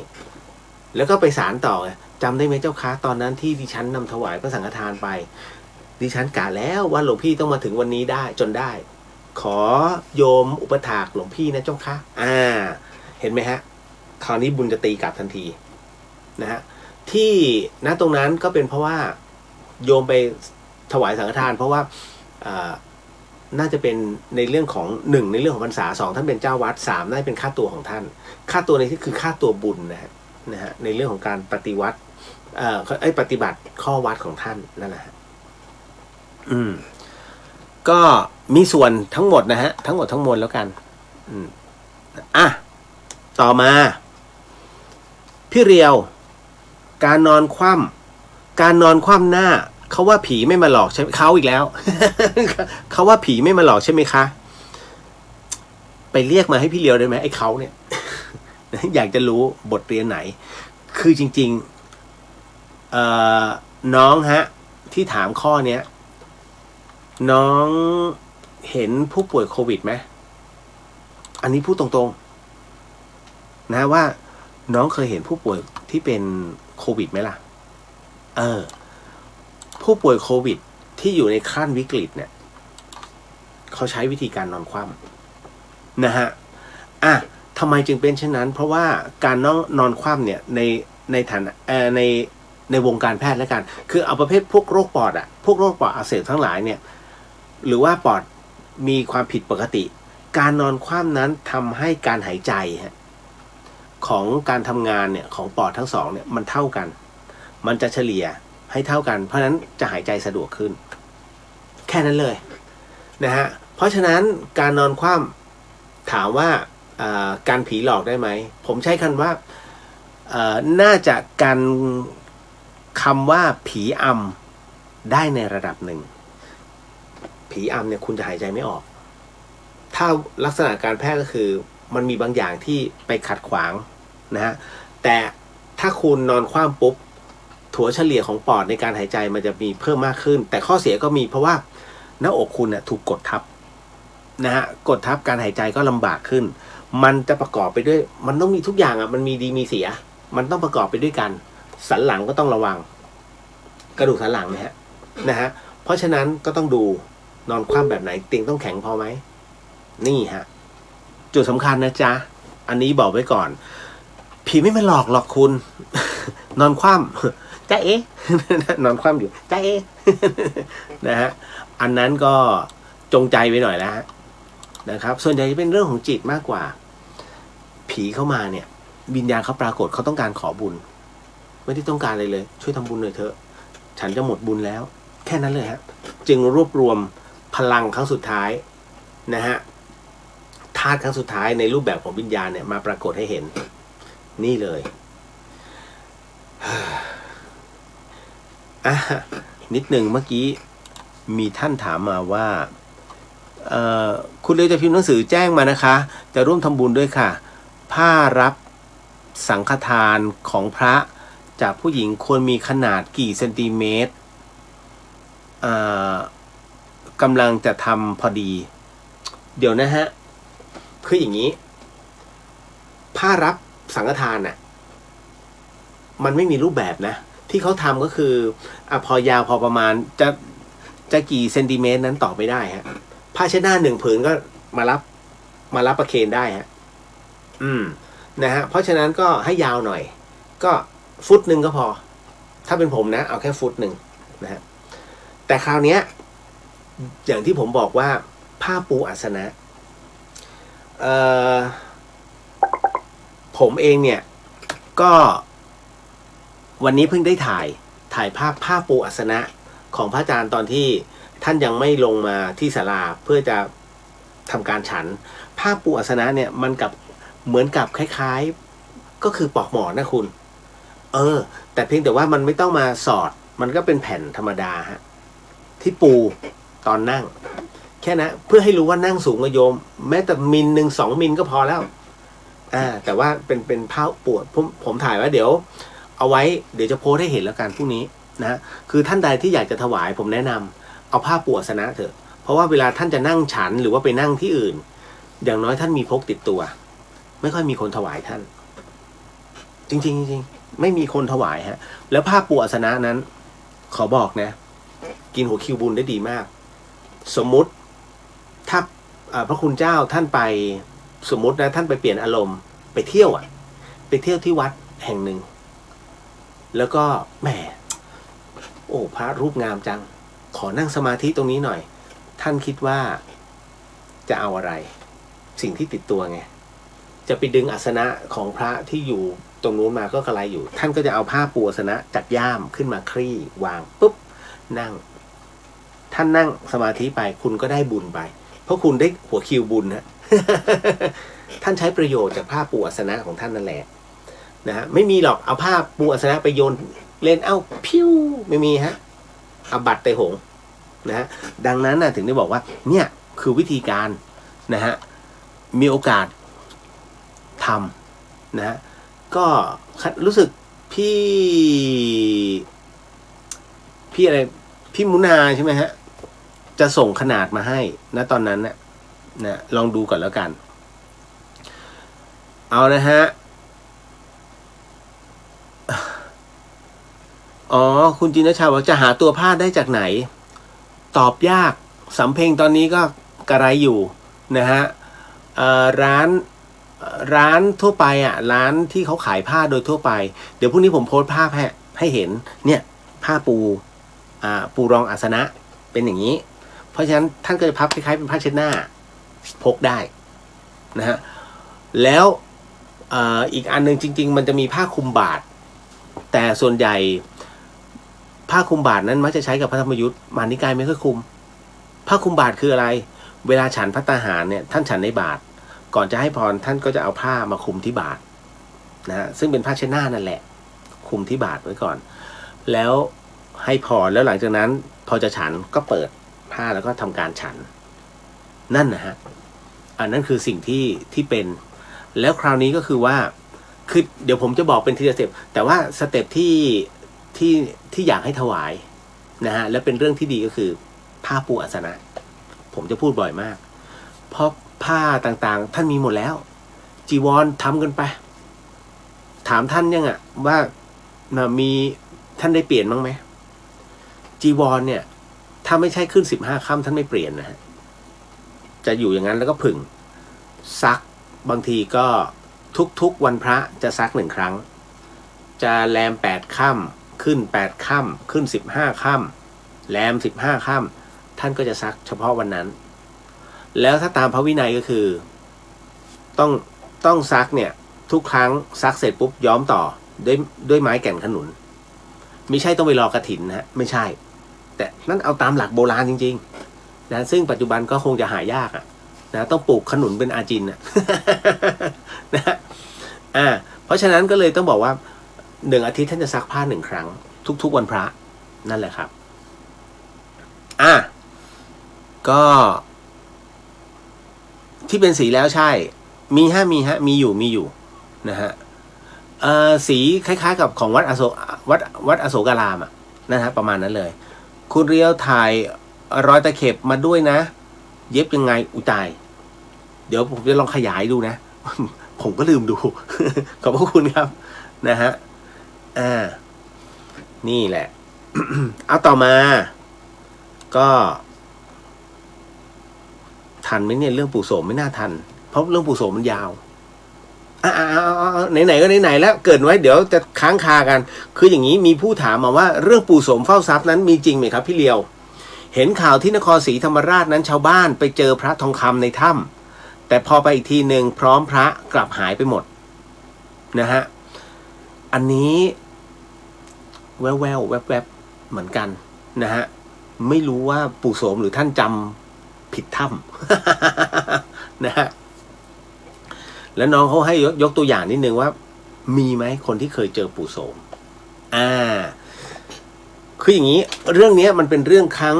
ในเรื่องของหลักวิทยาศาสตร์ด้วยแล้วก็เป็นเรื่องของไสยศาสตร์ในบางส่วนเพราะว่าเราก็รู้กันอยู่ว่าปู่โสมนั้นก็คือบุคคลที่ถูกคัดเลือกรับเลือกให้เป็นผู้ที่เฝ้าทรัพย์สินทรัพย์สมบัติไม่ว่าจะเป็นของเรียกว่าของเจ้ากรรมนายเวรเนี่ยนั่นคือของหลวง นะของแผ่นดินเนี่ยนะฮะก็เป็นประเภทที่อาสาตายทายแทนอะไรก็ประมาณนี้เอาล่ะแต่ว่าอันเนี้ยผมไม่ได้ติดตามข่าวนะฮะที่นครแต่ถ้าเป็นผมว่าถ้าลองรู้แล้วแล้วไม่ได้มีบุญจริงๆเนี่ยเขาก็บังตาเอาจริงนะเรื่องผีบังตาเนี่ยไม่ใช่ว่าเรื่องเล่นๆนะเพราะว่าด้วยประสบพบเจอมานะกับเรื่องราวตรงนี้ก็หลายเคสอยู่นะฮะเล่นซ่อนแอบกันเนี้ยเล่นซ่อนแอบกันแถวตลิ่งชันไปโผล่นครนายกเคยเห็นไหมเคยได้ยินไหมนี่ฮะเล่นโอ้เรื่องนี้นานมากนะจำเขาโครงไหมแต่รู้ว่าผมจะจำแต่คีย์เนี่ยนะแต่จำคีย์เวิร์ดของมันได้ว่าเล่นซ่อนแอบกันแล้วไปโผล่ตรงนั้นแล้วตกใจว่าตรงนี้ตรงไหนแล้วไปเจอชาวบ้านก็เลยถามชาวบ้านก็เลยบอกว่านี่นครนายกก็เลยยืมมือถือโอ้โหกว่าจะขับรถมารับกัน สุดๆนะเล่นซ่อนแอบกันตลิ่งชันกรุงเทพนะฮะไปโผล่นครนายกนั่นแหละคือเรื่องราวของปู่โสมเฝ้าทรัพย์เนี่ยคุณผู้ฟังนะฮะอันเนี้ยต้องบอกก่อนเลยว่าให้ฟังหูไว้หูแล้วก็ใช้วิจารณญาณทุกครั้งในการรับฟังเรื่องราวประเภทนี้ข้อสำคัญอยากให้คุณผู้ฟังได้ฟังเป็นนิยายฮะคุณผู้ฟังครับเรื่องนี้เกิดขึ้นกับพระองค์เจ้าพีระจำชื่อสนามพีระเซอร์กิตได้ไหมเป็นชื่อของพระองค์พีระนะฮะก็คือพระองค์เจ้าพีรพงษ์พานุเดชนะฮะซึ่งตำแหน่งท่านเป็นพระวรวงศ์เธอนะฮะพระองค์เจ้านะฮะ ก็เรียกว่าท่านมีชื่อเสียงในการแข่งรถสูตรหนึ่งซึ่งเป็นชาวไทยนั้นโอ้ยในยุคตั้งแต่สงครามโลกครั้งที่2แล้วซึ่งต้องบอกว่าครั้งหนึ่งท่านเคยประทานให้สัมภาษณ์ในตั้งแต่พศ2504นะฮะตอนที่ผู้ใหญ่ลีตีกองนะฮะแต่ว่าณตอนนี้เหตุการณ์นี้เนี่ยท่านให้สัมภาษณ์ที่สมาคมค้นคว้าทางจิตแห่งประเทศไทยในช่วงเดือนธันวาคมปี2503นะฮะท่านบอกว่าด้วยความที่ท่านเนี่ยเป็นคนที่ไม่เชื่อเรื่องผีไม่เชื่อเรื่องวิญญาณเพราะท่านเคยใช้เครื่องมือจากต่างประเทศตอนนั้นเครื่องมือที่เข้ามาในประเทศไทยเนี่ยท่านเป็นคนที่เอาเข้ามาเครื่องมือชนิดนี้ชื่อว่าMy Detector นะไอ้ My Detector เนี่ยนะฮะมันสามารถที่จะขุดหาแร่ธาตุได้นะซึ่งมันมีบางอย่างที่ฝังลงไปในพื้นใน20 เมตรมันจะตรวจจับได้ไอ้ตัวนี้มีมาตั้งนานแล้วนะไม่ใช่เพิ่งจะมามีนะฮะแล้วคราวนี้ปรากฏว่าในขณะที่มีการขุดค้นที่อุโบสถร้างก็คือที่วัดกุดีดาวนะก็คืออยุธยานะกุดีดาวกุดีทองอยู่อ่างทองกุดีดาวอยู่ไม่แน่ใจอ่างทองหรืออยุธยาน่าจะอยุธยาแหละแล้ววัดกุดีดาวมันคุ้นๆนะฮะและคราวนี้ปรากฏว่าด้วยการที่ท่านไปขุดค้นเรียกว่าสมบัติแล้วกันสมบัติแผ่นดินเนี่ยนะฮะมันมีข้อตกลงอันหนึ่งของกรมศิลปากรบอกว่าหากเราผู้เป็นคนไทยเนี่ยฮะขุดค้นพบทรัพย์สมบัติใดๆก็ตามในแผ่นดินเนี่ย 90%ตกเป็นของแผ่นดินส่วนอีก 10% นั้นเป็นของผู้ที่หามานะฮะดังนั้นเนี่ยณตรงนี้ก็เลยต้องบอกว่ามันก็เลยทำให้พระองค์ท่านเนี่ยอยากจะทดลองไอ้เครื่องเนี้ยนะท่านก็เลยลองไปขุดหานะฮะดูที่วัดกุดีดาวซึ่งตามคำบอกเล่าตามลายแทงขุมทรัพย์ของสมัยอยุธยาบอกว่าที่เนี่ยมีที่เขาเรียกว่ามีแหล่งขุมทรัพย์ของแผ่นดินอยู่แต่ปรากฏว่าหาเท่าไหร่ก็ไม่เจอพอไม่เจอเสร็จปุ๊บท่านก็จะถอยพอจะถอยเสร็จปุ๊บก็มีชาวบ้านทักก็เพราะว่าท่านเนี่ยไม่ได้ตั้งโต๊ะบวงสรวงเพื่อขออนุญาตสิ่งศักดิ์สิทธิ์นะก็คือปู่โสมซึ่งปู่โสมเนี่ยเฝ้าทรัพย์ดังนั้นปู่โสมจึงดลบันดาลให้ทรัพย์เนี่ยมันเคลื่อนที่หนีได้แต่พระองค์พีนั้นก็พระองค์เจ้าพีระนั้นท่านก็ไม่ได้สนใจนะแต่แล้วก็ไม่เชื่อหลังจากนั้นก็เลยทำการขุดใหม่หาใหม่หาจนพบฮะเมื่อพบของมีค่าแล้วเนี่ยหลังจากที่พระองค์ท่านแล้วก็พระชายานั้นเดินทางกลับวังที่ประทับอยู่สุขุมวิทนะแถวพระโขนงตอนนั้นเนี่ยคืนนั้นท่านได้ยินเสียงแปลกๆครับคุณผู้ฟังพระองค์เจ้าพีระบอกว่าท่านได้ยินเสียงแปลกๆฉึกฉึกฉึกฉึกคล้ายๆคนขุดดินคล้ายๆคนขุดดินอยู่ภายนอกวังของท่านเมื่อท่านเอาไปทอดพระเนตรดูก็ไม่พบนะฮะแต่เสียงนั้นน่ะมันยังคงดังอยู่แล้วก็เปลี่ยนต้นตอของเสียงไปเรื่อยๆท่านก็มองไปก็ไม่เจอแม้กระทั่งเสียงนั้นไปอยู่เหนือหัวก็คือเหนือพระเศียรตรงห้องบรรทมของท่านจนเช้าเมื่อท่านไปตรวจดูก็ไม่พบร่องรอยอะไรเลยไม่มีนะฮะไอ้ฉึกไม่มีฮะต่อมาในช่วงของเวลาโพเพเหตุการณ์เกิดขึ้นที่วัดกุดีดาวโพเพก็คือช่วงใกล้ๆค่ำนั่นเองฮะขณะที่กำลังขุดนะฮะท่านขุดพบเรียกว่าเป็นวัตถุมีค่าอีกชิ้นหนึ่งที่นั่นฮะขณะที่ท่านเงยหน้าอยู่ก้มลงไปเก็บแล้วก็เงยหน้าขึ้นมาปรากฏว่าท่านเห็นร่างหนึ่งครับคุณผู้ฟังร่างนี้เป็นร่างที่อยู่ในพุ่มไม้เล็กๆหน้าอุโบสถเหมือนกับคนที่เป็นผู้ชายตัวสูงใหญ่นะฮะแล้วมีลักษณะล่ำสันผิดมนุษย์มนาแต่งกายเหมือนนักรบโบราณแล้วก็สวมเสื้อเรียกว่าขออภัยเป็นสวมเสื้อแล้วก็แขนกระบอกเนี่ยเป็นกางเกงขารีบๆนะฮะเสื้อเนี่ยเป็นแขนกระบอกแล้วขารีบนะฮะขารีบเนี่ยเป็นสั้นแล้วเป็นสีน้ำเงินเข้มนะฮะแขนเนี่ยใหญ่กำยำลำคอใหญ่มากแต่ปรากฏว่าร่างนั้นไม่มีหัวฮะท่านก็ได้แต่ลำพึงเฮ้ยผีนี่หว่าแต่ปรากฏว่าความที่ท่านตกใจนะก็ทำให้ยังไม่ค่อยกล้าเข้าไปใกล้ๆแต่พอรวบรวมกำลังจิตแล้วท่านค่อยๆเดินไปใกล้ๆก็ปรากฏว่าไอ้จุดที่เป็นร่างนั้นน่ะปรากฏว่าจริงๆแล้วมันเป็นไม้ขนาดใหญ่ผู้ฟังเป็นไม้ขนาดใหญ่แต่มันขึ้นในแอ่งที่มองจากด้านล่างแล้วมองเสยขึ้นไปตอนที่ท่านก้มเก็บนะมันเหมือนกับว่าเฮ้ยเหมือนกับใครคนหนึ่งนะฮะเหมือนกับปู่โสมที่เขาว่านั่นน่ะที่เฝ้าอยู่ตรงนั้นนะแต่พอท่านนำเรื่องนี้ไปเล่าให้กับเพื่อนของท่านที่เป็นชาวต่างชาติซึ่งร่วมคณะในการขุดครั้งนี้เพื่อนคนนี้ก็เล่าให้ฟังว่าตัวเขาเองเนี่ยเขาก็เห็นผีหัวขาดมาปรากฏตัวเช่นกันต่อมาท่านก็นำเอาเรื่องราวเหล่านี้ไปเล่าให้กับพระภิกษุรูปหนึ่งนะที่เรียกว่าทรงอภิญญานั้นได้ฟังปรากฏว่าพระภิกษุรูปนี้เนี่ยนะจึงเฉลยว่าที่พระองค์ท่านเห็นเนี่ยผีหัวขาดที่พระองค์ท่านเห็นน่ะเป็นทหารของพระเจ้าอู่ทองชื่อว่าผาดนะฮะผาดนั้น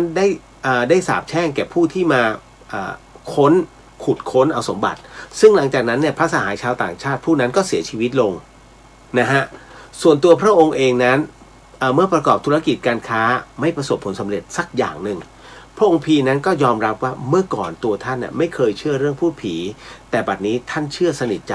เพราะว่าประสบมาด้วยตัวเองอันนี้คือเรื่องราวที่มีอยู่นะฮะคุณผู้ฟังนะก็เลยเป็นเหตุเป็นผลมาเล่าสู่กันฟังแล้วกันเอาละหมดแล้วนะฮะ ก็ไว้พบกันอีกทีวันพฤหัสเนาะพรุ่งนี้ผมขออนุญาตเพราะต้องทำภัตตาหารถวายน้องเนนต่อ ไม่งั้นไม่มีแรงฮะสาธุสาธุสาธุสิ่งหนึ่งสิ่งใดที่ผิดพลาดพลั้งไปต้องขออโหสิกรรมณที่นี้ไม่ได้ตั้งใจหรือมีเจตนาก็ขอมอบไอ้ส่งผลบุญในค่ำคืนนี้เนี่ยถวายแด่องค์พระสัมมาสัมพุทธเจ้าทุกๆพระองค์พระธรรมเจ้าทุกๆพระองค์พระอริยสังฆเจ้าทุกๆพระองค์พระปัจเจกพุทธเจ้าทุกๆพระองค์พระอสิติมหาสาวกเจ้าทุกๆพระองค์รวมถึงพระอาจารย์ภัสกรภูริวัฒโนคุณลุงชาวเลศนะฮะและรวมไปถึงทวยเทพเทวดาทั้งหลายสรรพสัตว์สัมภวิญญาณทั้งหลายสัพพเจ้ากรรมนายเวรทั้งหลายพ่อแม่พี่น้องครูบาอาจารย์ทั้งหลายของข้าพเจ้าและทุกท่านก็ขอให้ได้รับในส่งผลบุญในค่ำคืนนี้ด้วยเช่นกันขอมอบในส่งผลบุญในค่ำคืนนี้ให้กับครูฟังที่ฟังทางช่อง FM 104.50 เมกะเฮิรตซ์ทั้งจังหวัดใกล้เคียงแล้วก็จังหวัดเชียงใหม่รวมไปถึงคุณผู้ฟังที่ฟังในช่อง YouTube ของวัดฝ่ายหินเชียงใหม่แล้วก็ช่อง Facebook ของวัดฝ่ายหินด้วยเช่นกันก็ขอให้ได้รับในส่งผลบุญในค่ำคืนนี้ด้วยนะครับขออนุญาตกรวดน้ำนะฮะสาธุสาธุสาธุยะถาวาริวหาปุราปาริปุเรนติสาคารังเอวะเมวะอิโตตินังเปตานังอุปกปติอิชิตังปฏิตังตุมหังคิปเมวะสมิชันตุสัพเพปุเรนตุสังกปาจันโทปนารโสยถามานิโชติราโสยถาสัพพิติโยวิวันชันตุสัพพโรโกวินาสตุมาเตภวะวันตารายโยสุขีติคายุโกภวะอภิวาทนาสีริสนิจังวุธาปัจจายโนจตารโรธรรมาวัฏันติอายุวันโนสุขังพระลังนิพพานังปรมังสุขังสาธุสาธุสาธุก็มอบอันนี้ส่งผลบุญในค่ำคืนนี้ให้กับผู้ฟังที่ฟังในช่องพุทธิสิทธิ์รัตนสมบูรณ์แล้วก็เรียวเดอะเฮียนก็ขอให้ได้รับผลบุญนี้ด้วยเช่นกันนะพบกันใหม่ในคืนวันพฤหัสนะกับเรื่องราวดีๆแบบนี้ในเดอะเฮียนสำหรับค่ำคืนนี้ราตรีสวัสดิ์นะครับพี่น้องชาวเชียงใหม่ราตรีสวัสดิ์นะครับทุกท่านแล้วเจอกันเนาะบ๊ายบายครับสาธุสาธุ